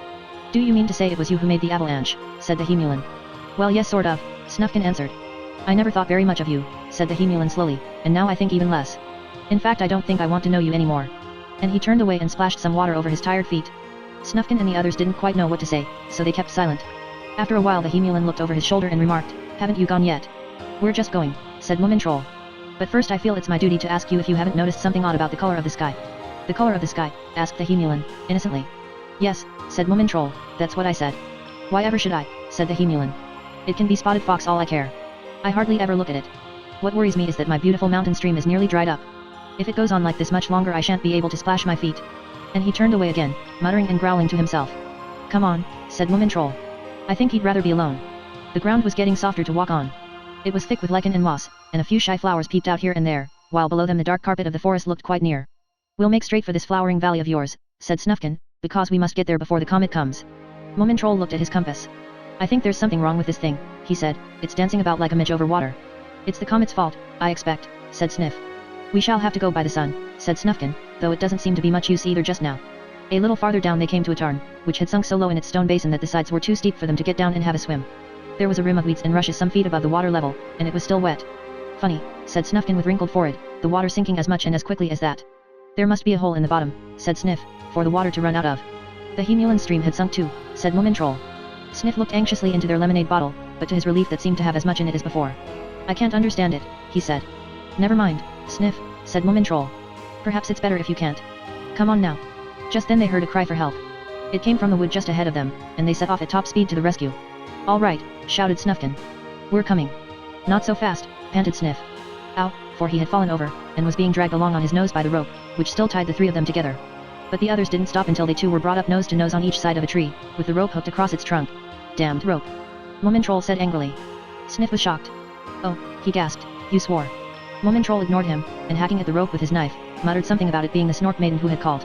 The moment he was free he set off again as fast as his short legs would carry him. The next minute the Snork came panting up, green with terror. Snufkin didn't recognize him at first, because, as you may remember, the Snork was Mauve when they had met before. Hurry, he screamed. My sister. A terrible bush. It's eating her up. And to their horror they found that this was actually the case. A poisonous bush of the dangerous Angostura family had got hold of the little Snork Maiden's tail, and was now dragging her towards it, while she uttered shrill cries and struggled with all her might. Miserable bush, cried Moomin Troll and, brandishing his penknife, the new one with a corkscrew and an instrument for taking the stones out of horses' hooves, he circled round it shouting rude names, such as earthworm, scrubbing brush and rat-tailed pest. The bush glared at Moomin Troll with all its greeny-yellow flower eyes, and at last let go of the Snork Maiden and stretched its twining arms towards him instead. Snufkin and the others watched the wild battle that followed, hardly daring to breathe. Moomin Troll lunged about, with his tail beating angrily, and all the time he attacked the Angostura's waving arms. A howl of terror was heard from the spectators when one of the green arms twisted itself round Moomin Troll's nose. But it changed to a triumphal war cry when he chopped off the arm with a single blow. Then the fight became more violent, the bush was trembling all over, and Moomin Troll was quite red in the face with fury and effort. For a long time you could see nothing but a whirl of arms, tail, and legs. The Snork Maiden found a big stone, which she threw into the middle of the fight, but as the stone hit Moomin Troll in the tummy it didn't help much. Oh dear, moaned the Snork Maiden, I've killed him. Just like a girl, said Sniff. But Moomin Troll wasn't dead yet. He came up fighting harder than ever and cut off one after another of the Angostura's arms. When nothing but a tree stump was left, he folded up his knife and said in a rather superior manner, Sniff thought, well. That's that. Oh, how brave you are, whispered the Snork Maiden. Oh, I do that sort of thing nearly every day, said Moomin Troll airily. Do you, said Sniff. I've never, but he got no farther than a squeak because Snufkin had trodden on his toe. What was that, asked the Snork Maiden with a start, because she was rather nervous after her dreadful experience. Don't be frightened, said Moomin Troll. I'm here to protect you. I've got a little present for you too, and he produced the gold ankle ring. Oh, exclaimed the Snork Maiden, turning quite pink with pleasure. I thought I'd lost it. Oh, how wonderful. She put the ring on at once, and then turned and twisted, trying to see the effect. She's been fussing about that ring for 2 days, said the Snork. She could hardly eat. And now, if you are all willing, I suggest we go on to a little glade that I know, and hold a meeting. I think we have more important things than rings to discuss. So the Snork led them to his glade and there they sat in a circle and waited. Well, said Moomin Troll, what are we going to talk about? About the comet, of course, answered the Snork, glancing fearfully at the red sky. First of all, I elect myself president and secretary of this meeting. Are there any objections? Nobody had any objections, and the Snork tapped the ground 3 times with his pencil. The Snork Maiden thought he was killing an ant. Was it a poisonous one? She asked with interest. Hush. You're disturbing the meeting, said her brother. It will fall on the 7th of October at 8:42 p.m. Perhaps 4 seconds later. What, the poisonous ant? Asked Moomin Troll, who was a bit mixed up, what with the battle with the bush and the Snork Maiden's beauty. No, the comet, said the Snork impatiently. Now we must ask ourselves what should be done. We thought we'd go home as quickly as possible, said Moomin Troll. I hope you and your sister will come with us. I shall have to think it over, answered the Snork. We can go more deeply into the question at the next meeting. Listen, interrupted Snufkin, this has got to be decided at once. It's the 4th of October today, and it's already afternoon. We have exactly 3 days to reach Moomin Valley. Do you live there? Asked the Snork Maiden. Yes, said Moomin Troll. It's a wonderful valley. And just before we left I made a swing, and Sniff has discovered a magnificent cave that I shall show you. Wait a minute, said the Snork, tapping the ground again, keep to the point please. Now is it possible for us to reach there before the comet, and if so can we be safe in this valley of yours? It's been all right up to now, said Sniff. Mama will think of something, said Moomin Troll. You must see the cave where I buried my pearls. Pearls, burst out the Snork Maiden excitedly. Could ankle rings be made out of pearls? I should just think they could, said Moomin Troll. Ankle rings and nose rings and earrings and engagement rings. That's a question for later, the Snork cut in, thumping furiously with his pencil. Be quiet now. My dear sister, there are more important things in the world than nose rings. Not if they're made of pearls, said the Snork Maiden. Now you've broken the point. Of your pencil again. Doesn't anybody want to eat this evening? Yes, I do, shouted Sniff. We will adjourn the meeting until tomorrow morning, said the Snork with a sigh. There's never any order when girls are about. Don't take it so seriously, said his sister, and began to take plates out of a little basket. It would be much better if you collected some wood for me. Besides we shall be quite safe in this cave in Moomin Valley, so what are you worrying about? Why, what a wonderful idea, exclaimed Moomin Troll, looking at her in admiration. How clever of you to think of it. Of course. We can hide in the cave when the comet comes. In my cave, squeaked Sniff proudly. We'll roll stones across the opening, and cover the hole in the roof, and take lots of food down there, and a lantern. Won't it be exciting? Well, now we'll have to have a meeting anyway, said the Snork. We must organize a working party. Yes, said his sister impatiently. How about that wood? And, Sniff, will you go and fetch some water from the marsh please? Sniff and the Snork set off and the Snork Maiden went on laying the table. Moomin Troll, will you pick some flowers for the table, she said. What color would you like, he asked. The Snork Maiden looked at herself and saw that she was still pink. This had come over her when Moomin Troll gave back the ring, you remember. Well, she said, I think blue flowers would suit me best. So Moomin Troll trotted off to find some. And what can I do, asked Snufkin. Play something for me please, said the Snork Maiden. So Snufkin took out his mouth organ and played a song about the blue horizon. It was a long time before the Snork came back with the wood. Well, there you are at last, said his sister. It took quite a time, said the Snork, because of course I had to find pieces that were all exactly the same length. Is he always so particular, asked Snufkin. He was born like that, said the Snork Maiden. Where's Sniff with that water? But Sniff hadn't found any water. The marsh was dried up, only a little mud lay at the bottom, and all the poor water lilies had died. He went farther into the wood and found a stream, but that was dry too. It was most extraordinary. At last Sniff returned crestfallen to the camp. I think all the water in the world must have dried up, he said. We must discuss the matter, said the Snork. But his sister had a better idea. Sniff, didn't you have a bottle of lemonade, she asked, and when he brought one out she emptied it into the saucepan with some berries, and produced the most wonderful fruit soup that you could imagine. But soup isn't the only thing we have to worry about, said the Snork thoughtfully. There must be some reason why all the water has dried up. It's probably because the sun is so hot, said Snufkin. Or else the comet, said Sniff, and they all looked up at the sky. It was a dull red in the gathering darkness, and there, just above the treetops, something shone. A little red spark like a distant star. It didn't move, but it seemed to flicker and burn as if it were very hot. The Snork Maiden shivered and crept nearer to the fire. Oh dear, she said, it doesn't look very friendly. And her color slowly changed from pink to mauve. While they sat and looked at the comet, Moomin Troll came puffing up with a bunch of bluebells. It wasn't very easy to find them, he said. Thank you very much, said the Snork Maiden, but I should really have asked for yellow flowers. You see, I've changed color again. Oh, dearie me, said Moomin Troll sadly, shall I find you some others? And then he too caught sight of the comet shining over the treetops. No, don't bother, answered the Snork Maiden, but please hold my paw. I'm frightened. You mustn't be, comforted Moomin Troll. We know it won't hit the earth for 3 days, and by that time we shall be home, and snug in the cave. Now we'll eat your marvelous soup and then go to sleep.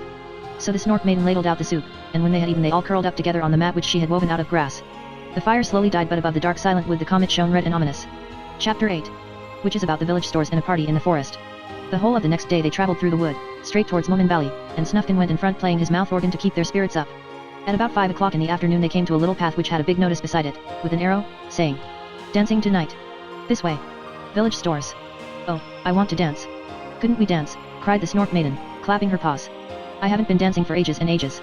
"We haven't time for that sort of thing now," said the Snork. "Perhaps we could buy some lemonade at that village stores," said Sniff. "I'm so thirsty." "Anyway the path goes in exactly our direction," said Moomin Troll. "We could just have a look at the dancing as we go by," suggested Snufkin. The Snork sighed. "You're quite hopeless all of you," he said with a resigned air. It was a funny little path, winding here and there, dashing off in different directions, and sometimes even tying a knot in itself from sheer joy. You don't get tired of a path like that, and I'm not sure that it doesn't get you home quicker in the end. Snufkin cut a flagpole and hoisted his precious flag once again. Sniff carried it while Snufkin played, and the Snork Maiden frisked in and out between the trees picking flowers to match whatever mood she happened to be in, and putting them behind her ears. "Tell me some more about your valley," she said to Moomin Troll. "It's the most wonderful valley in the world," he answered. "There are blue trees with pears growing on them, and chatterfinches sing from morning till night, and there are plenty of silver poplars, which are wonderful for climbing. I thought of building a house for myself in one of them. Then, at night the moon is reflected in the river, which tinkles over the rocks with a sound like broken glass, and Papa has built a bridge that is wide enough for a wheelbarrow." "Must you be so poetic?" said Sniff. "When we were in the valley you only talked about how wonderful other places were." "That was different," said Moomin Troll. "But it's true," said Snufkin. "We're all like that. You must go on a long journey before you can really find out how wonderful home is." "Where's your home then?" asked the Snork Maiden. "Nowhere," said Snufkin a little sadly, "or everywhere. It depends on how you look at it." "Haven't you got a mother?" asked Moomin Troll looking very sorry for him. "I don't know," said Snufkin. "They tell me I was found in a basket." "Like Moses," said Sniff. "I like the story about Moses," said the Snork. "But I think his mother could have found a better way of saving him, don't you? The crocodiles might have eaten him up." "They nearly ate us up," said Sniff. "Moses' mother could have hidden him in a box with air holes," said the Snork Maiden. "That would have kept the crocodiles out." "Once we tried to make a diving helmet with an air tube," said Sniff. "But we could never get it really watertight. Once when Moomin Troll was diving he swallowed some water and nearly choked. It was funny." "Oh," exclaimed the Snork Maiden in horror. "I think it must have been awful." As they were wandering along and talking like this they suddenly came in sight of the village stores. Sniff gave a shout and waved the flag over his head, and they all hurried excitedly up the path. It was a really good village stores. The garden had all the flowers you can think of planted in neat rows, and the house was white with grass growing on the roof. In front was a kind of sundial, but instead of telling the time it held a big silver ball like a looking glass, and in this the house and garden were reflected.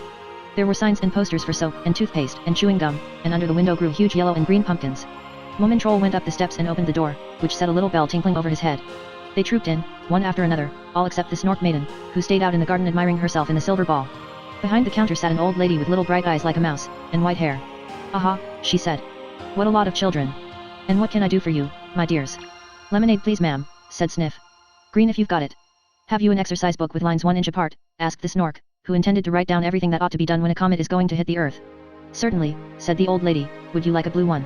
"Well, I'd prefer another color," said the Snork, because blue exercise books reminded him of school. "I really need a new pair of trousers," said Snufkin. "But they needn't be too new. I like trousers that have stretched to my own shape."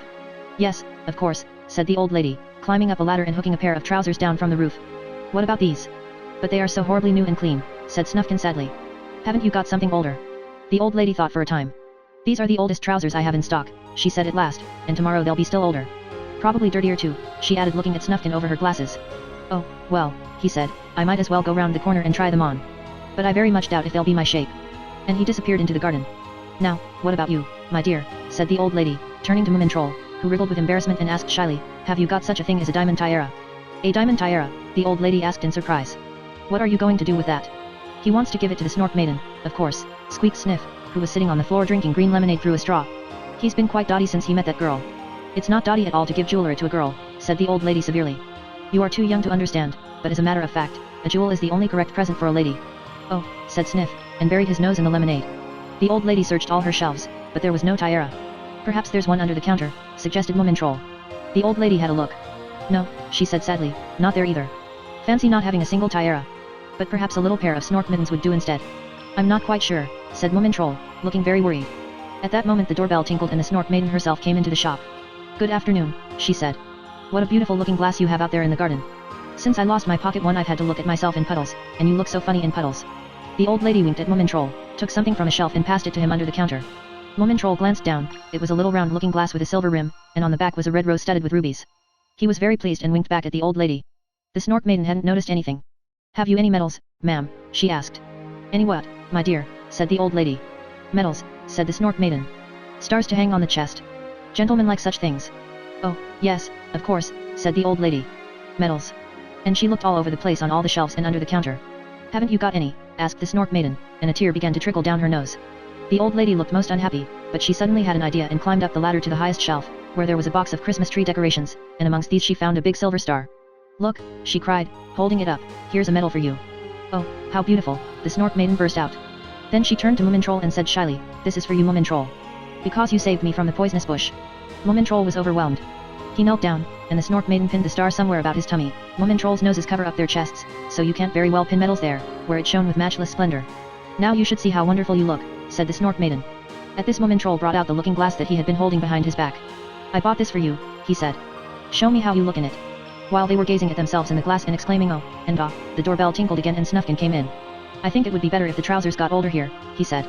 They aren't my shape yet. Oh dear, said the old lady. What a pity. But perhaps you'd like a new hat. However, this idea only filled Snufkin with alarm, and he pulled his old green hat farther down over his ears and said, thank you, but I was just thinking how dangerous it is to load yourself up with belongings. The Snork had been sitting all this time writing in his exercise book, and now he got to his feet and said, one thing to remember when you are escaping from a comet is not to stand about too long in village stores. I suggest therefore that we continue our journey. Hurry up and finish your lemonade, Sniff. Sniff tried to gulp the lot and of course most of it went on the floor. He always does that, said Moomin Troll. Shall we go? What does all that come to please? The Snork asked the old lady. She began to count up, and while she was doing so Moomin Troll suddenly remembered that they hadn't any money with them. None of them even had pockets except Snufkin, and his were always empty. Moomin Troll nudged him, making desperate signs with his eyebrows, and the Snork and his sister looked at each other in horror. Not one of them had a single penny. That'll be 1/3/4D for the exercise book, and 3D for the lemonade, said the old lady. The star is 5D and the looking glass IID because it has real rubies on the back. That will be I/8/3/4D. Altogether. Nobody said anything. The Snork Maiden picked up the looking glass and laid it on the counter with a sigh. Moomin Troll started unpinning his medal. The Snork wondered if exercise books cost more or less after you had written in them, and Sniff just thought about his lemonade, which was mostly on the floor anyway. The old lady gave a little cough. Well now, my children, she said. There are the old trousers that Snufkin didn't want, they are worth exactly 1/8D, so you see one cancels out the other, and you don't really owe me anything at all. Is that really so? Asked Moomin Troll doubtfully. It's as clear as day, little Moomin Troll, said the old lady. I'll keep the trousers.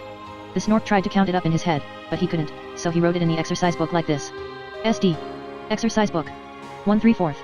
Lemonade. 3. Medal. 5. Looking glass, with rubies. 11. Total. 1/8/3/4. Trousers. 1/8. 1/8D. Equals 1/8D. 3/4D. Left over. It's quite right, he said in surprise. But there's 3/4D over, said Sniff. Don't we get that? Don't be mean, said Snufkin. We'll call it even. So they thanked the old lady and were just leaving when the Snork Maiden remembered something. Can you tell us where the dancing is tonight please? She asked. Well, said the old lady, you just follow the path until you come to it and nothing begins until the moon gets up. They had left the village store some way behind when Moomin Troll stopped and put his hand to his head. The comet, he exclaimed. We must warn the old lady about it, mustn't we? Perhaps she would like to come with us and hide in the cave. Sniff, will you run back and ask her? Sniff trotted off, and they sat down by the side of the path to wait. Can you dance the samba? The Snork Maiden asked Moomin Troll. Well, a bit, he answered, but I like the waltz best. We've hardly got time for this dance tonight, said the Snork. Look at the sky. They looked. It's got bigger, said Snufkin. Yesterday it was a mere pinhead. Now it's the size of an egg. But I'm sure you can do the tango, went on the Snork Maiden. One short step to the side and 2 long steps backwards. It sounds easy, said Moomin Troll. Sister, said the Snork, you haven't a serious thought in your head. Can't you ever keep to the point? We began talking about dancing, said the Snork Maiden, and then suddenly you started talking about the comet. I'm still talking about dancing. Then they both slowly began to change color. But luckily Sniff ran up just then. She doesn't want to come with us, he said. She is going to creep into the cellar Hen it comes. But she is very grateful and sent us a lollipop each. You didn't ask for them by any chance, asked Moomin Troll suspiciously. Wretched wretch, exclaimed Sniff indignantly. What an idea. She thought we ought to have them if she owed us 3/4D. And after all that's quite true. So they went on, sucking their lollipops, while the sun sank behind the trees, shrouded in a grey mist. The moon came up, looking rather green and pale, and the comet shone stronger than ever. It was now nearly as big as the sun and lit up the whole wood with its strange red light. They found the dance floor in a little clearing, round which thousands of glowworms had kindly festooned themselves. Nearby sat a giant grasshopper with a large mug of beer in his hand, and a fiddle on the grass beside him. "Phew," he said. "It's pretty warm to be playing all the time." "Who are you playing for?" asked the Snork Maiden looking at the empty dance floor. "Oh, the forest creatures from hereabouts," said the grasshopper with a sweep of his arm, and took another drink. "But the silly little things aren't satisfied. They say my music isn't modern enough." Then they realized that the place was swarming with all kinds of strange little people. Even the water spooks who had come up out of the dried up marshes and forest pools were there, and groups of tree spirits sat gossiping under the birch trees. A tree spirit is a beautiful little creature who lives in a tree trunk, but at night she flies up to the top of the tree to swing in the branches. She isn't usually found in trees that have needles instead of leaves.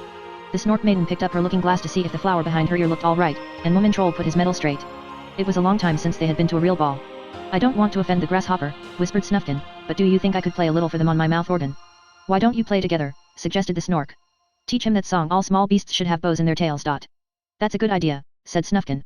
And he took the grasshopper behind a bush, it wasn't a poisonous one this time, to teach him the song. After a while a few notes were heard, and then some trills and twiddles. All the small creatures stopped chattering and went down to the clearing to listen. "That sounds modern," they said. "You can dance to that." "Oh, Mama," exclaimed one very small creature, pointing at Moomin Troll's star, "there's a general." Whereupon they all gathered round the travelers with cries of astonishment and admiration. "How nice and fluffy you are," they said to the Snork Maiden. And the tree spirits looked at themselves in the looking glass with rubies on the back, and the water spooks put their wet autographs in the Snork's exercise book. Then there were sounds from behind the bush, and out came Snufkin and the grasshopper playing with all their might. There was a dreadful muddle at first while they all tried to sort each other out, but at last everybody found the person he wanted to dance with, and they started off. The Snork Maiden taught Moomin Troll how to dance the samba, which isn't at all easy if you have very short legs. The Snork danced with an elderly and respectable inhabitant of the marshes, who had seaweed in her hair, and Sniff twirled round with the smallest of the small creatures. Even the midges danced, and every possible kind of creeping thing came out of the forest to have a look. And nobody gave a thought to the comet that was rushing towards them, lighting up the black night with its fierce glow.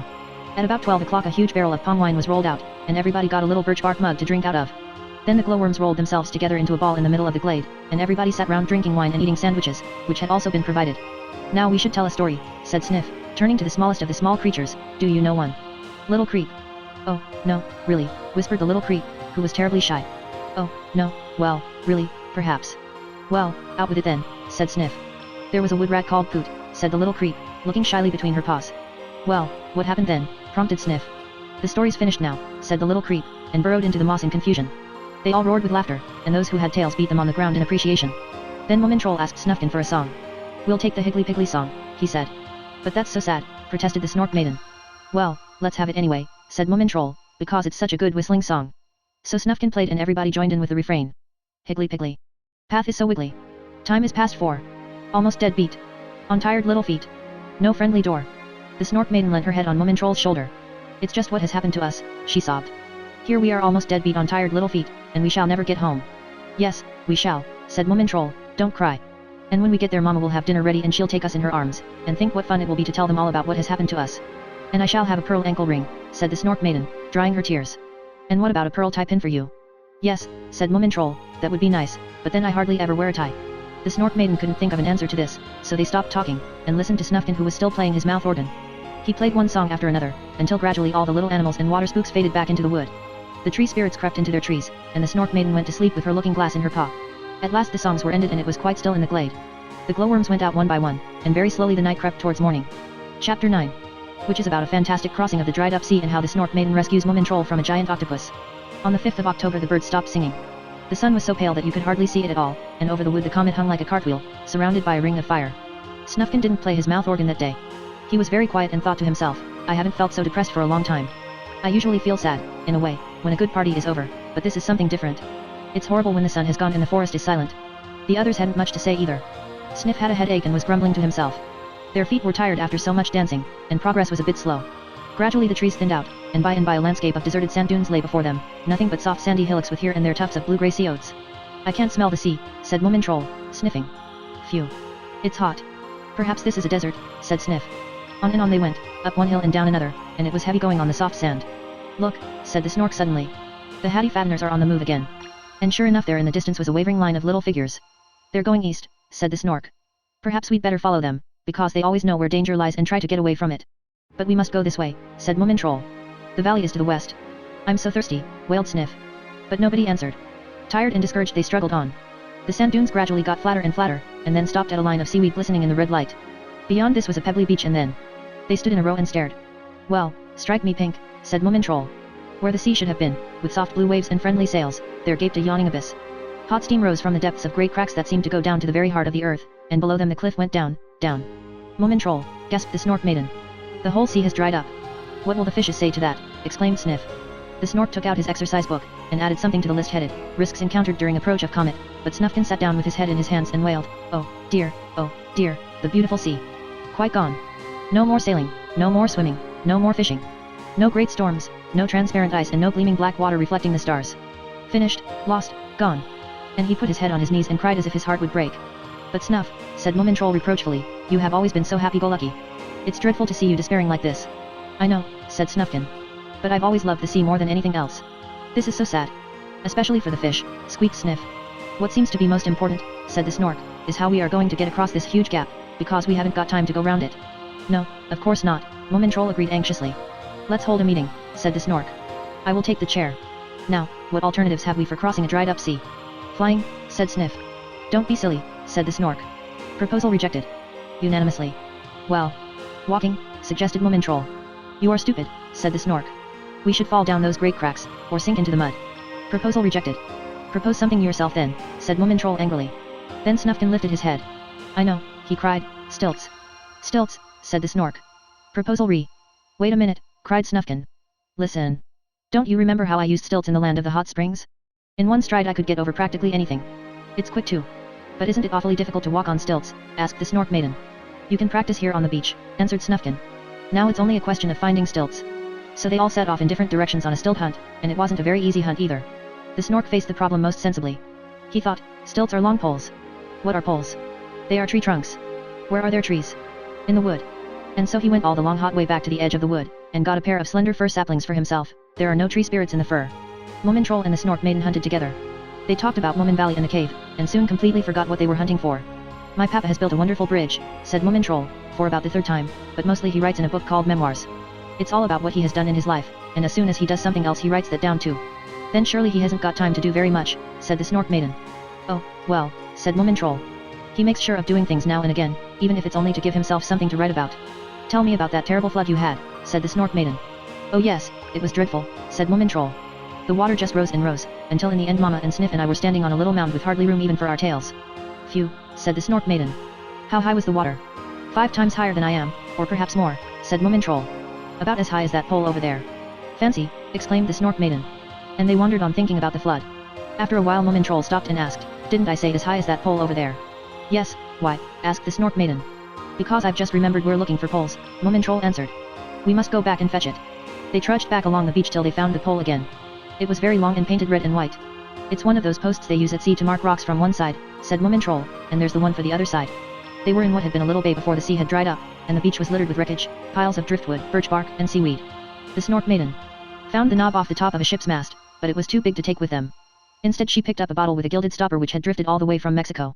And soon afterwards they came across a very long plank which, broken in two, would do very well for the second pair of stilts. They set off back very pleased with themselves, and found the others already practicing. Snufkin was demonstrating proudly on a fishing rod and a hop pole, and Sniff was trying to keep his balance on a broomstick and the pole that still had their flag on the end of it. You ought to have seen me a minute ago, he cried, and immediately fell smack on his nose. You have to do it like this, said the Snork, climbing over a sandbank. It's like wearing 7-league boots. The Snork Maiden whimpered with fright when they hoisted her up on her stilts. But after a time she was better than any of them, strutting about with such an air that you'd have thought she had worn them all her life. I think that's pretty good now, said Snufkin, when they had been balancing and staggering and falling for an hour or so. Let's start. One after another, with their stilts under their arms, they began to climb down the difficult slippery path to the abyss. It was very depressing down there on the sea bottom. The seaweed, which looked so beautiful waving in green transparent water, was all flat and black, and the fish floundered pathetically in half-dried up pools. The steam was like a smoke screen above them, and through it the comet shone with a dim eerie light. It's almost the same as the land of the hot springs, said Snufkin. It smells awful, said Sniff, wrinkling his nose. Don't forget I'm not to blame for this, I warned you. How goes it? Cried Moomintroll to the Snork Maiden through the steam. Fine, thanks, came a faint answering cry. And on they stalked like long-legged insects, across the bottom of the sea, while the ground sloped gradually down. Here and there great dark green mountains rose, their tops had once been little islands where people had landed and children enjoyed themselves splashing about in the water. Never again will I swim in deep water, said Sniff with a shiver. Just to think that all this was underneath. He squinted down a dark cleft where there was still some water left, and no doubt a strange swarming underwater life. But it's beautiful although it's so awful, said Snufkin. And nobody has ever been here before us. What's that over there? A treasure chest, screamed Sniff. Oh. Let's go and see. We can't take it with us anyhow, said the Snork. Let it be. I expect we shall find even more extraordinary things before we get through this place. Now they were moving between jagged black rocks, and had to go very carefully for fear of the stilts getting caught. Suddenly in the gloom in front of them a great dark shape loomed up. What's that? Gasped Moomintroll, stopping so suddenly that he nearly fell on his nose. Perhaps it's something that bites, said Sniff, anxiously. Slowly they advanced and peeped at the shape from behind a rock. A ship, exclaimed the Snork. A shipwreck. How miserable she looked, poor ship. Her mast was broken, and barnacles covered her rotted hull. Her sails and rigging had long ago been swept away by the current, and her golden figurehead was cracked and discolored. Do you think there's anybody on board? Whispered the Snork Maiden. I expect they were rescued by lifeboat, said Moomintroll. Come away. This is horrible. Wait a minute, said Sniff, hopping down from his stilts. I can see something gold, something shining. Remember what happened with the garnets and the giant lizard, called Snufkin. Much better let it be. But Sniff bent down and pulled a dagger with a golden hilt out of the sand. It was set with opals that shone like moonlight and the blade gleamed coldly. Sniff lifted up his find and shouted with excitement. Oh, so beautiful, exclaimed the Snork Maiden and completely lost her balance. She rocked backwards and forwards, and suddenly shot right over the side of the ship, and disappeared into the hold. Moomintroll let out one shriek and dashed to her rescue. His rush was slightly held up by the slipperiness of the deck, but he was soon peering down into the dark hold. Are you there? He cried anxiously. Yes, I'm here, piped the Snork Maiden. Are you all right? Asked Moomintroll, jumping down to her, and finding with a shock that the water came up to his middle, and that it had a horrible stagnant smell. I'm all right, said the Snork Maiden, only so right hand. Sniff is an absolute pest, said Moomintroll furiously. Always wanting to run after everything that shines or glitters. Well, I do understand him, said the Snork Maiden. Ornaments are such fun, especially if they are made of gold and jewels. Don't you think we might find some more treasure in here? It's so dark, said Moomintroll, and there may be dangerous animals about. Yes, I suppose you are right, said the Snork Maiden obediently. Be a kind Moomintroll then and help me out of here. So Moomintroll lifted her up onto the edge of the hatchway. The Snork Maiden immediately took out her looking glass to see if it was broken, but, thank goodness, the glass was whole and all the rubies were still on the back. But as she was titivating herself, a horrifying picture came into the looking glass. There was the dark hold, and there was Moomintroll who was just climbing out, but behind in a dark corner there was something else. Something that moved. Something that crept slowly nearer to Moomintroll. The Snork Maiden threw down the looking glass and yelled with all her might, look out. There's something behind you. Moomintroll looked over his shoulder, and what he saw was a huge octopus, the most dangerous of deep-sea creatures, squirming slowly out of the corner towards him. He tried desperately to clamber up and reach the Snork Maiden's paw, but he slid back on the slimy planks and splashed into the water again. By this time Snufkin and the others had come up on the deck to see what was happening, and they tried to poke the octopus with their stilts, but it didn't have the slightest effect on him. He just crept relentlessly nearer to Moomintroll, his long tentacles already groping after his prey. Then the Snork Maiden had an idea. She had often played with a looking glass in the sun, making its reflection shine into her brother's eyes to dazzle him. So now she picked up her ruby looking glass and tried the same thing against the octopus, only shining the comet instead of the sun into his eyes. It was most successful. The octopus stopped at once, and while he was dazzled and didn't know what to do, Moomintroll clambered up by his stilts and was hauled on deck by the others. They left that dreadful ship without wasting any time, and hardly drew breath before they were several sea miles away from it. Then Moomintroll said to the Snork Maiden, you saved my life, you know. And in such a clever way too. I shall ask Snufkin to write a poem in your honor, because I'm afraid I can't write poetry myself. The Snork Maiden lowered her eyes and began to change color with pleasure. I was very happy to do it, she whispered. I would save your life 8 times a day if only I could. And I wouldn't mind 8 octopuses attacking me every day if I could only be saved from them by you, said Moomintroll gallantly. If you've quite finished babbling to each other, said Sniff, perhaps we could go on. The sand had got more even now, and there were huge shells with horns and spirals, in the most wonderful colors, such as purple, midnight blue, and sea green, strewn about all over the place. The Snork Maiden wanted to stay and admire everyone, and listen to the call of the sea which lay hidden inside them, but the Snork hurried her on. Enormous crabs were sidling in and out between the shells, telling each other how strange it was that the water had disappeared. They wondered who had taken it away and when it would come back. Thank goodness I'm not a jellyfish, said one. Out of the water they are nothing but miserable little splotches, but we of course are equally happy wherever we are. I feel so sorry for anybody who wasn't born a crab, said another. It's quite possible that this drying up of the sea has been arranged especially so that we shall have more space to live in. What an excellent thought. Why not a world peopled entirely by crabs, exclaimed a third, waving his claws. Self-satisfied creatures, muttered Snufkin. Try dazzling them with a looking glass, and see if they know what to do then. The Snork Maiden fixed the comet's reflection again, and shone it in the crab's eyes. There was a terrible upheaval. Shattering with fright, the crabs rushed wildly in all directions, knocking each other over on the way, and buried their heads in pools of water. Moomintroll and the others had a good laugh and went on their way, and after a while Snufkin thought he would play a time. But not a sound could he get out of his mouth organ, the steam had rusted it up. Oh dear, he said sadly, this is about the worst thing that could happen. Papa will mend it for you when we get home, said Moomintroll. He can mend anything, if only he gets around to it. All about them stretched the strange sea landscape, which had been covered by millions of tons of water since the beginning of the world. You know it's rather solemn to be down here, said the Snork. We must be pretty near the deepest part of the ocean by now. But when they reached the biggest chasm of all they didn't dare go down. The side sloped steeply and the bottom was obscured in green gloom.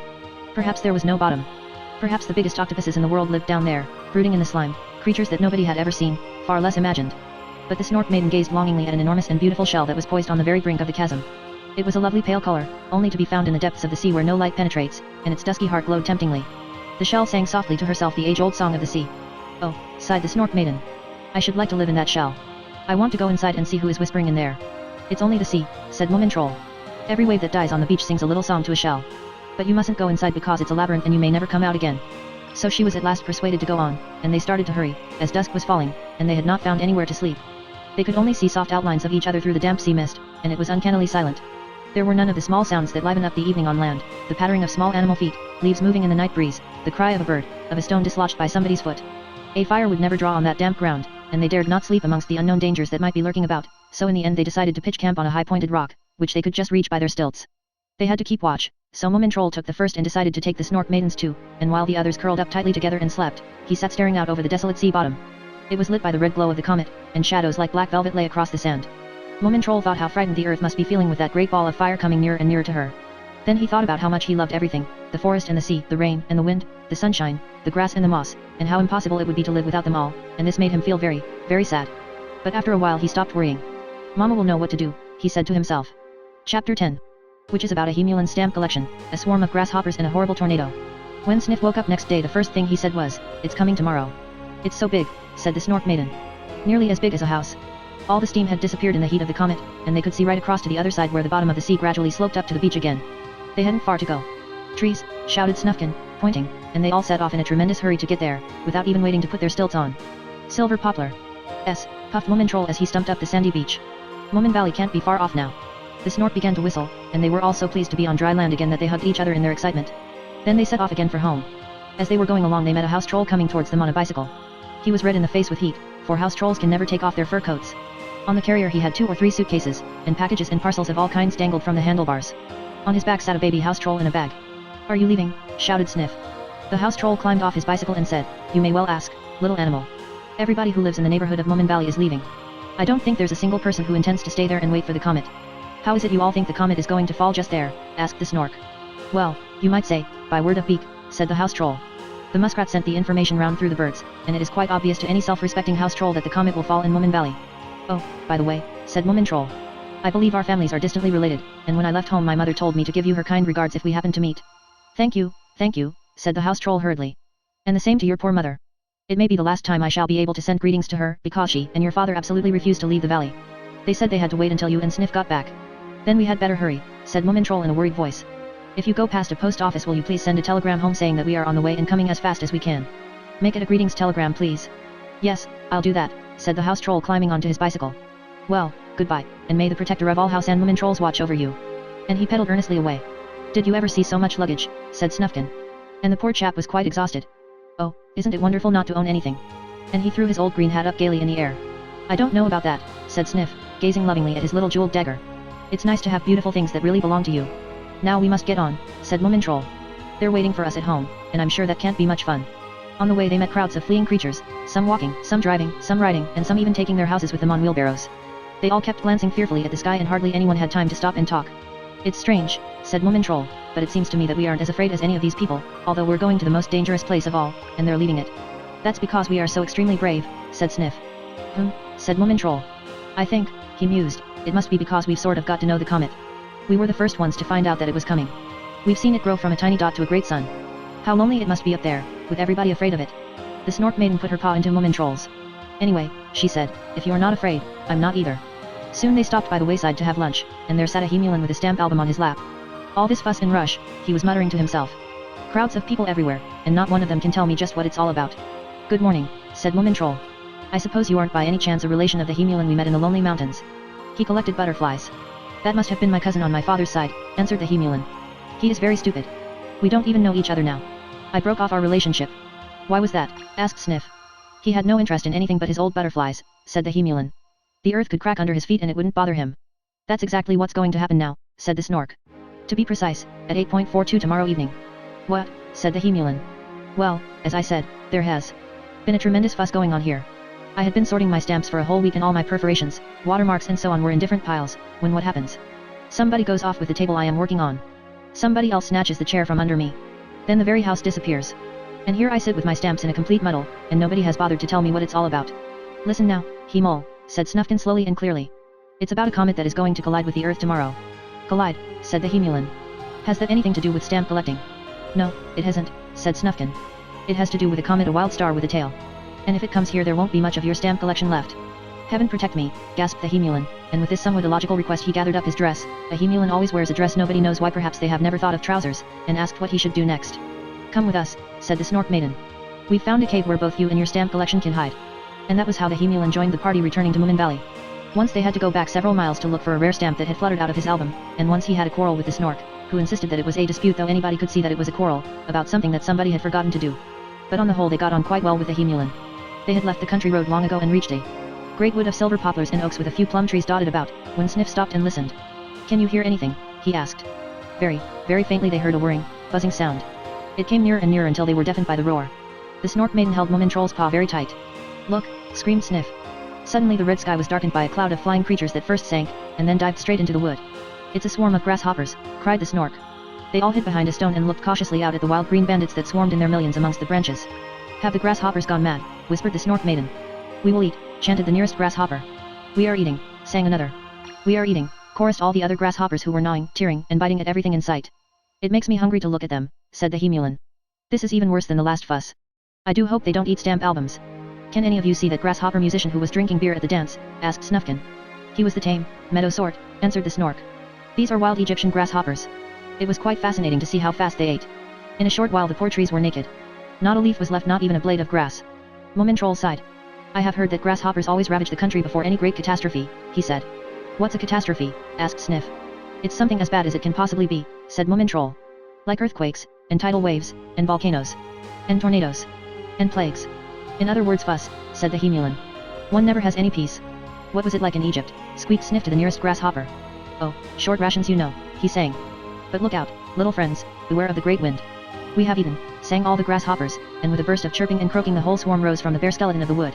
What dreadful creatures, exclaimed Snufkin, and the little procession trudged dejectedly on through the silent desolation that the grasshoppers had made.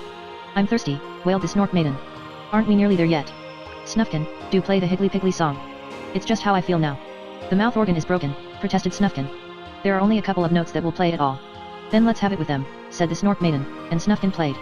Hig, pig. Path wig. 4. Almost. On little. Door. I didn't think much of that, said the Hemulan. And they plodded on, their feet more tired than ever. Meanwhile far off in Egypt a tornado had been born, and now it was flying on black wings across the desert, whistling ominously as it went, whirling up sticks and straws, and growing blacker and stronger every minute. It began sweeping trees away and lifting the roofs from the houses in its path. Then it threw itself across the sea and, climbing over the mountains, came at last to the place where the valley of the Moomins lay. Sniff, who had long ears, heard it first. It must be another swarm of grasshoppers, he said. They all raised their noses and listened. It's the storm this time, said the Snork Maiden. And she was right. It was the great storm the grasshopper had warned them about. The heralds of the tornado came howling through the bare tree trunks. They tore off Moomin Troll's metal and blew it right into the top of a fir tree. They bowled Sniff over 4 times and tried to K Snufkin's hat away from him. The Hemulan clutched his stamp album, cursing and muttering, and the whole lot of them were blown through the wood and out onto an open moor. This ought to be arranged a little better, shouted the Snork. A fine wind like this and nothing to sail with. Nothing to sail in either, said Snufkin, which is more important. They crept down under the roots of a tree to discuss things. I made a glider when I was small, said Moomin Troll. It flew very well. A balloon wouldn't be such a bad idea, said the Snork Maiden. I had a sausage one once. Yellow. Just then a baby tornado dived under the tree roots and took hold of the Hemulan stamp album, whirling it high up in the air. With a howl of anguish he leapt to his feet and set off after his treasure. He staggered and fluttered, and the wind got under his wide skirt and carried him off over the heather. He flapped away like a great kite. The Snork looked thoughtfully after him and said, I think I've got an idea. Follow me all of you. They found the Hemulan some distance away, sitting and moaning to himself quite overcome with despair. Hemol, said the Snork. This is all a terrible catastrophe, but will you be kind enough to lend us your dress for a short time? We want to make a balloon out of it. Oh. My stamp collection, wailed the Hemulan. My life's work, my magnificent collection. Rare, unique, irreplaceable. The best in the world. Listen, take off your dress for a minute will you, said the Snork. What, said the Hemulan. Take off my dress. Yes, they all shouted. We want to make a balloon out of it. The Hemulan went red with anger. Here I sit in distress, he said, after a terrible accident caused only by your rotten old catastrophe. And now you want to take my dress. Listen, said the Snork. We'll save your stamp album if you'll only do what we say. But hurry up. This is only the beginning of the tornado, like a gale warning. When the real thing comes it's safest to be up in the air. I don't care a straw about your tornado or your comet, shouted the Hemulan, who had worked himself up into a real rage. When it concerns my stamps. But he got no farther, for they all threw themselves on top of him and in a twinkling they had pulled his dress over his head. It was a very large dress with a frill round the bottom, which he had inherited from his aunt. They only had to tie up the neck and the armholes and it made a perfect balloon. The Moominland cursed and muttered fiercely, but nobody paid any attention to him, because away on the horizon they could see the real tornado approaching. It looked like a great spiral-shaped cloud, and it came whirling over the forest with a wild howling roar, rooting up the trees and throwing them down like matchsticks. "Hold on with all your might," shouted Moomintroll, and they all caught hold of the frill on the Moominland's dress, and knotted their tails together for safety's sake. The tornado had arrived. For quite a long time they could neither hear nor see. But the Moominland's dress lifted them up, higher and higher, and carried them over the moor, over mountain tops and dried up lakes, on, and twilight came, and then darkness, before the tornado lost its breath and died. At last they came to rest and found the balloon had hitched itself up in a tall plum tree. "Well, strike me pink," exclaimed Moomintroll. "Are you all still here?" "I'm here," said the Moominland, "and I wish to point out now, before anything else happens, that I will not join in these childish games in future. If you will fool about like this you must do it without me." This time they all felt too exhausted to start explaining everything to the Moominland again. "I'm still here, and I've got my looking glass too," said the Snork Maiden. "And I've got my hat," said Snufkin, "and the mouth organ. But my exercise book might be anywhere," said the Snork miserably, "and I had written down everything that has to be done when a comet comes. Now what are we going to do?" "Well, never mind that now," said Moomintroll. "Where's Sniff?" "Here," piped a feeble voice, "if it really is me and not some poor bit of wreckage left over by the storm." "It's you all right," said the Moominland. "I'd know your squeak anywhere. And perhaps I could have my dress back now." "Why, certainly," said Moomintroll. "And thank you for the loan of it." The Moominland grumbled and puffed as he pulled his dress over his head, but luckily he couldn't see in the dark how the tornado had treated it. They spent the night in the plum tree, very close together, and they were so tired after their journey that they didn't wake up till 12 o'clock the next day. Chapter 11. Which is about a coffee party, the flight to the cave and the arrival of the comet. The 7th of October was windless and very hot. Moomintroll woke up and gave a huge yawn. Then he shut his mouth with a snap and his eyes opened very wide. "Do you realize what today is?" he asked. "The comet," whispered Sniff. "My goodness, it was big." The red had turned to yellowish white now, and round it was a circle of dancing flames. The wood seemed to be waiting, breathless. The ants were in their ant hills, the birds in their nests, and every one of the little creeping things of the forest, who had not already left the place, had found somewhere to hide. "What's the time?" asked Moomintroll. 10 past 12, answered the Snork.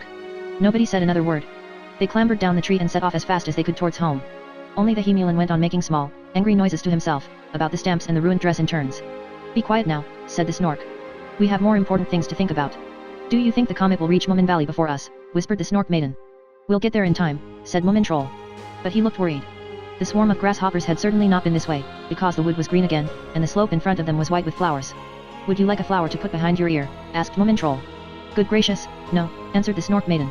"I'm much too worried to think about things like that." Meanwhile Sniff had gone ahead, and suddenly they heard him give a shout of excitement. "Some new fuss I suppose," said the Moominland. "Hi. Hello, hurry up," shrieked Sniff. "Run. Go on." And he put his paws in his mouth and gave a piercing whistle. They set off at a run through the trees, Moomintroll in front. As he ran he sniffed, and a delicious smell of baking bread floated up to him. The trees thinned out and Moomintroll stopped suddenly with a shout of surprise and happiness. There below him lay the Valley of the Moomins. And in the middle amongst the plum and poplar trees, stood a blue Moomin house, as blue and peaceful and wonderful as when he had left it. And inside his mother was peacefully baking bread and cakes. "Now everything is going to be all right," said Moomintroll happily, and he was so overcome that he had to sit down. "There's the bridge," said the Snork Maiden, "and there's the poplar tree you talked about that is so good to climb. What a beautiful house it is." Moomin Mama was in the kitchen decorating a big cake with pale yellow lemon peel and slices of crystallized pear. The words "to my darling Moomintroll" were written round it in chocolate, and on the top there was a glittering star of spun sugar. Moomin Mama was whistling softly to herself, and now and then she looked out of the window. Moomin Papa was wandering nervously from room to room getting thoroughly in the way. "They should be here soon," he said, "it's 1:30. "They'll be here all right," said Moomin Mama confidently. "Wait a moment while I take away the cake. Sniff shall have the basin to lick out, he always has it." "If he comes," said Moomin Papa, and sighed deeply. At that moment the muskrat came and sat down in a corner. "Well, what about the comet?" asked Moomin Mama. "It's coming nearer," said the muskrat. "This is a time for weeping and wailing, sure enough. But of course that sort of thing doesn't affect a philosopher like me." "Well, I hope you'll take good care of your whiskers when the time comes," said Moomin Mama kindly. "It would be a pity to get them singed. Will you have a ginger nut?" "Well, thank you, perhaps a small one," said the muskrat. When he had eaten 8 ginger nuts he said, "Young Moomintroll seems to be coming down the hill, accompanied by the strangest looking party. I don't know if that interests you at all." "Moomintroll," screamed Moomin Mama. "Why didn't you say so before?" And she rushed out, closely followed by Moomin Papa. There they were, running across the bridge. First Moomintroll and Sniff, then Snufkin, then the Snorks, and last of all the Moominland, who had not got over his bad temper. They all fell into each other's arms and Moomin Mama burst out, "My darling Moomin child, I thought I should never see you again. You should have seen me fighting with the poisonous bush," said Moomintroll. Snip. Off came one arm. Snap. Off came another, and in the end there was only a stump left.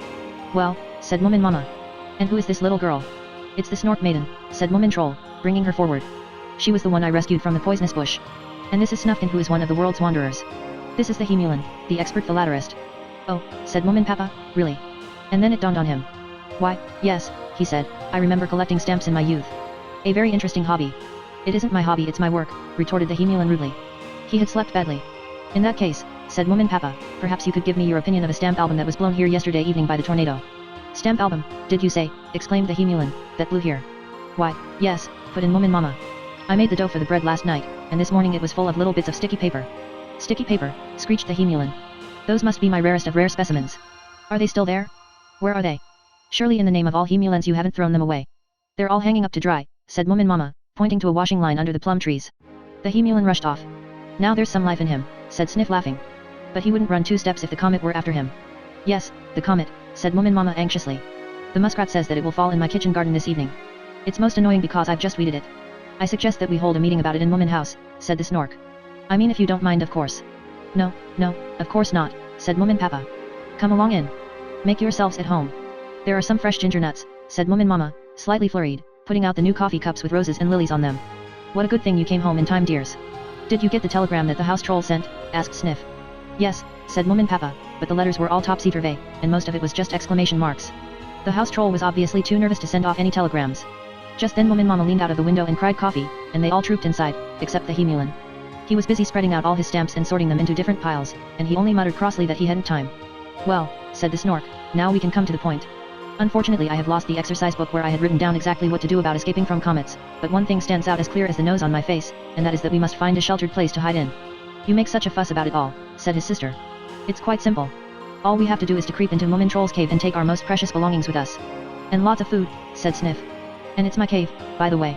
Good gracious me, exclaimed Moomin Mama. Have you got a cave all of your own? This set Moomin Troll and Sniff off on a long description of how they had found the cave, what a wonderful cave it was, and how it was an absolutely perfect hiding place. They both talked at the same time, each trying to speak louder than the other, and the result was that Sniff upset his coffee cup on the tablecloth. Really, exclaimed Moomin Mama in exasperation. It's obvious that you've all been living like hooligans while you've been away. Sniff, you had better eat on the mat. And the cake basin is in the sink, you can take it with you if you like. Sniff dived under the table covered with confusion, and the meeting continued. I've always believed in letting everybody do his bit, said the Snork pompously.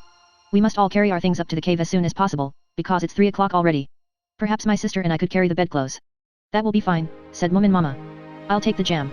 Sniff dear, will you start emptying the drawers of the bureau, because all those things must be packed. So began the biggest running and carrying and packing you ever saw. Moomin Papa filled the wheelbarrow, and Moomin Mama bustled about looking for string and newspaper. It was like being evacuated to the country in wartime with only a few hours' notice. Over and over again Moomin Papa pushed the wheelbarrow through the wood to the beach and unloaded it on the sand. Then Moomin Troll and Snuffkin hoisted everything up to the cave on a rope. Meanwhile the others were collecting all that it was possible to move in the house, down to the door handles of the cupboards and the cords of the blinds. I don't intend to leave a single thing for that old comet, muttered Moomin Mama, pulling the bathtub through the door. Snork, dear, do run and pull the radishes in the kitchen garden, and Sniff, you can carry the cake up to the cave, but be very careful with it. Moomin Papa came puffing up with the wheelbarrow. Hurry up, all of you, he said. It will soon be getting dark, and the hole in the roof of the cave still has to be blocked up. Yes, said Moomin Mama. Coming directly. I just want the shells round my rhubarb bed. And the best of the roses. No, said Moomin Papa decidedly, we'll leave those behind anyway. Now get into the bath my dear, and I'll wheel you up to the cave. Where is the Moominland? He's counting his stamps, said the Snork maiden. Nothing else seems to interest him. Hello. Mole, shouted the Snork. Hurry up for goodness sake. The comet will be here in a minute and then your stamps will most certainly be lost. Oh, heaven preserve me, exclaimed the Moominland, and hopped straight into the bathtub, where he sat firmly with his stamp album, refusing to budge. Then the whole party set off on the last journey up to the cave. It was gloomy and desolate on the shore, with the great gap that had been the sea in front of them, the dark red sky overhead, and behind, the forest panting in the heat. The comet was very near now. It glowed white-hot and looked enormous as it rushed towards Moomin Valley. Where's the muskrat? Moomin Mama suddenly asked in a horrified voice. He wouldn't come, answered Moomin Papa. He said it was unnecessary and undignified for a philosopher to rush about like this. I had to leave him, but I let him keep the hammock. Oh, well, sighed Moomin Mama. It's difficult to understand philosophers. Out of the way now children, Papa is going to hoist up the bath. Moomin Troll, Sniff and Snuffkin heaved and shouted up in the cave while Moomin Papa and the Snorks pushed and gave orders from the sand, and the bath wobbled up and down, slipped and was heaved up again, until at last it was on the ledge outside the cave. Moomin Mama had been sitting on the sand all this time mopping her forehead, and now she gave a great sigh and exclaimed, what a move. The Moominland, of course, had taken no part in the removal of the bath apart from sitting in it. He had already crept into the cave and was arranging his stamps. Always some fuss and hurry, he muttered, if only I could make out what's come over them all. And while it got hotter and darker the hands of the clock slowly crept nearer to 7. They couldn't get the bath through the opening of the cave, and the Snork wanted to hold a meeting about it, but as there wasn't time for that they decided to hoist it right up to the roof to stop up the opening there. Moomin Mama made beds for them all on the soft sandy floor of the cave and lit the lamp, while Snufkin hung a blanket up in front of the door. Do you think that will be enough protection? Asked Moomintroll. Snufkin pulled a bottle out of his pocket and waved it triumphantly. Have you forgotten the underground sun oil I got from the fire spirit? He asked. The last drop is just enough to paint the outside of the blanket, and then 20 comets won't be able to burn it up. It won't stain the blanket, I hope, asked Moomin Mama anxiously. Just then they heard a sniffing and rustling outside the cave, and a nose poked under the blanket, then came 2 black eyes and then a whole muskrat. Oh, exclaimed Sniff. You came after all, Uncle Muskrat. Yes, I found it difficult to think down there in that heat, said the muskrat, lumbering off to a corner with great dignity. Now we're ready, said Moomin Papa. What's the time? 7:25, said the Snork. Then we've got time to taste the cake, said Moomin Mama. Sniff, where did you put it? Somewhere over there, said Sniff, pointing to the corner where the muskrat was sitting. Where? Asked Moomin Mama. I can't see it. Muskrat, have you seen a cake anywhere? I don't bother myself over things like cakes, said the muskrat, twisting his mustache solemnly. I don't see them, taste them, or feel them in any way, ever. Yes, but where in the world has that cake got to? Said Moomin Mama in despair. Sniff, you can't have eaten it all on the way. It was too big, said Sniff innocently. So you ate some of it, screamed Moomintroll. Come on, own up. Only the star on the top, said Sniff, and that was rather hard. He crawled under the mattress and hid himself. Miserable children, said Moomin Mama, sitting down on a chair and suddenly feeling rather tired. The Snork Maiden looked sharply at the muskrat. Would you mind moving a moment, Uncle Muskrat? She asked. Here I sit and here I stay, said the muskrat. There you sit on our cake, said the Snork Maiden. Then the muskrat got up, and oh dear, you never saw such a mess as there was on his bottom. And as for the cake, that was unnecessary anyhow, piped Sniff. My cake too, groaned Moomintroll. In my honor.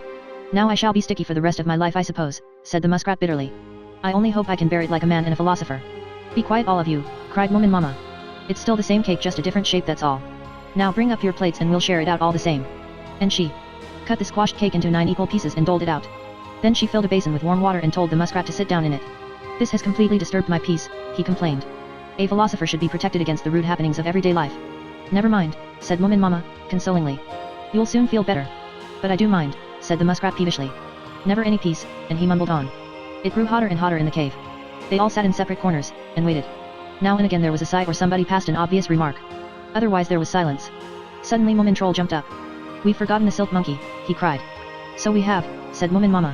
What a dreadful thing. I saw her only yesterday chasing crabs. She must be rescued, said Moomintroll decidedly. Does anybody know where she lives? She doesn't live anywhere, said Moomin Papa. I'm afraid she must be left to her fate. We haven't got time to look for her. Oh, please don't go, dear Moomintroll, entreated the Snork Maiden. I must, he answered. I'll be back. And don't worry. Take my watch so that you can keep an eye on the time, said the Snork. And be as quick as you can. It's 8:15 already. Then I've got 27 minutes, said Moomintroll. He hugged his anxious mama, swallowed the last bit of cake, and dived under the blanket. It was like walking into an enormous oven with the heat full on. The trees hung limp and motionless, while the comet burnt so brightly that you couldn't look at it. Moomintroll ran across the sand and into the wood, shouting at the top of his voice, Ahoy! Silk Monkey! Where are you? Silk Monkey! In the red gloom under the trees not a breath of life stirred, all the small creatures had hidden themselves underground and were cowering there, silent and afraid. Only Moomintroll ran through the wood. He stopped and called, then listened, and ran on again. At last he stood still and looked at the watch. He only had 12 minutes left, he would have to go back. He gave one last yell, and this time to his joy a faint sound came back in reply. He put his paws to his mouth and called again, and the answer came nearer. A moment later the silk monkey swung down from a tree in front of him. Well, she chattered, fancy meeting you. I was just wondering. We haven't time to talk now, interrupted Moomintroll. Just follow me to the cave as quickly as you can, otherwise something terrible will happen to us. They set off as fast as they could, the silk monkey laughing and screaming and asking questions without the faintest notion of what was happening. Is it something exciting? She babbled, throwing herself from branch to branch in great glee. She thought it was all very amusing, some kind of race perhaps. Moomintroll had never run so fast in his life. Now and then he looked at the watch and that seemed to be going faster than usual as well. Only 4 minutes left. They came out onto the beach. 3 minutes. Oh. How difficult it was to run on the sand. Moomintroll clutched the silk monkey's paw and together they made a last headlong dash. Moomin Mama was waiting outside the cave, and when she caught sight of them she started waving her arms and shouting, Quickly children! Run! Run! They scrambled wildly up the rock, and Moomin Mama caught hold of them and pushed them through the opening in front of her. Oh, thank goodness, gasped the Snork Maiden, and she slowly began to get her normal color back, because she had been pink with worry for the last 20 minutes. You got back in time, my own Moomintroll. Then they all heard a dreadful sound outside, a great hissing roar. All of them except the Moominland, who was occupied with his stamps, and the muskrat who was stuck in the basin of hot water, threw themselves flat on the floor in a heap. The lamp went out and they were in complete darkness. The comet was diving headlong to Earth. It was exactly 42 minutes and 4 seconds past 8. There was a rush of air as if a million rockets were being let off at once, and the Earth shook. The Moominland fell on his face among the stamps, Sniff yelled at the top of his voice, and Snufkin pulled his hat even farther down over his nose for protection. The comet roared with its flaming tail right through the valley, across the forest and the mountains, and then disappeared again over the edge of the world. If it had come a tiny bit nearer to the Earth, I am quite sure that none of us would be here now. But it just gave a whisk of its tail and swept off to another solar system far away, and it has never been seen since. But in the cave they didn't know all this. They thought everything had been burnt up or smashed to atoms when the comet came down, and that their cave was the only thing left in the whole world. They listened and listened, but all they heard was silence. "Mama," said Moomin Troll, "is it all over now?" "Yes, it's over, my little Moomin child," said his mother. "Now everything is all right, and you must go to sleep. You must all go to sleep, my dears. Don't cry, Sniff, there's no danger now." The Snork Maiden was trembling. "Wasn't it dreadful?" she said. "Slash, don't think about it anymore," said Moomin Mama. "Cuddle up to me, little silk monkey, and keep warm. I'm going to sing you all a lullaby." And this is what she sang. "Snuggle up close, and shut your eyes tight. And sleep without dreaming the whole of the night. The comet is gone, and your mother is near. To keep you from harm till the morning is here." And presently they dropped off to sleep, one by one, until at last it was quite quiet and peaceful in the cave. Chapter 12. Which is about the end of the story. Moomin Troll was the first to wake up next morning. For a long time he couldn't remember where he was, and when it all came back to him he got up at once, tiptoed cautiously to the mouth of the cave, gingerly lifted the blanket and looked out. What a sight met his eyes. The sky was no longer red, but a beautiful blue once again, and the morning sun shone in its usual place, looking as though it had been freshly polished. Moomin Troll sat down and turned his face up to it, shutting his eyes and heaving a deep sigh of happiness. After a time the Snork Maiden came creeping out of the cave and sat down beside him. "Well, the sky, the sun and the rocks are still here anyway," she said solemnly. "And look. The sea is coming back," whispered Moomin Troll. And there it was rolling tirelessly in towards them, glittering and gleaming like soft blue silk, the same old sea that they had always loved. All the little sea creatures came out of the mud where they had taken refuge and darted happily up to the surface. The seaweed and water plants slowly began to grow towards the sun, and out to sea a flock of seagulls appeared and were soon circling over the beach. In the cave they were waking up one by one and blinking with surprise. The night seemed to them like a terrible black and red dream, and the Moominland was really the only one who wasn't amazed at the sunshine and blue sea. He just carried his stamps down onto the sand and said, "Now I'm going to put my watermarks in order for the 7th time, and woe betide anyone who disturbs me, be he of the Moomin, Snork, or Snufkin tribe." The muskrat snorted, gave his whiskers a brushing, and wandered off to see if his hammock was still about. "Now I've got a new chapter for my memoirs," said Moomin Papa. "My goodness. That book is going to be exciting when it's finished." "It certainly is, dear," said Moomin Mama. "But so many exciting things happen to us that I'm afraid the book will never get finished. Oh, what a joy it is to see the sun again." Sniff danced with his tail in a bow and held his dagger up to the sun so that the opals shone. Then he set off with the silk monkey to see if there were any crabs left after the catastrophe. Meanwhile Snufkin had taken out his mouth organ and was giving it another try. All the notes had come back, even the little ones, so that he could play to his heart's content. Moomin Troll went into the cave, dug up his pearls and laid them in the Snork Maiden's lap. "These are for you," he said, "so that you can decorate yourself all over the place, and be the most beautiful Snork Maiden in the world." But the biggest pearl of all he gave to his mother to wear in her nose. "Oh Moomin Troll. How beautiful," she said. "But now I want to know what has happened. Do you think the wood is still there, and the house, and the kitchen garden?" "I think everything is still there," said Moomin Troll. "Come with me and have a look."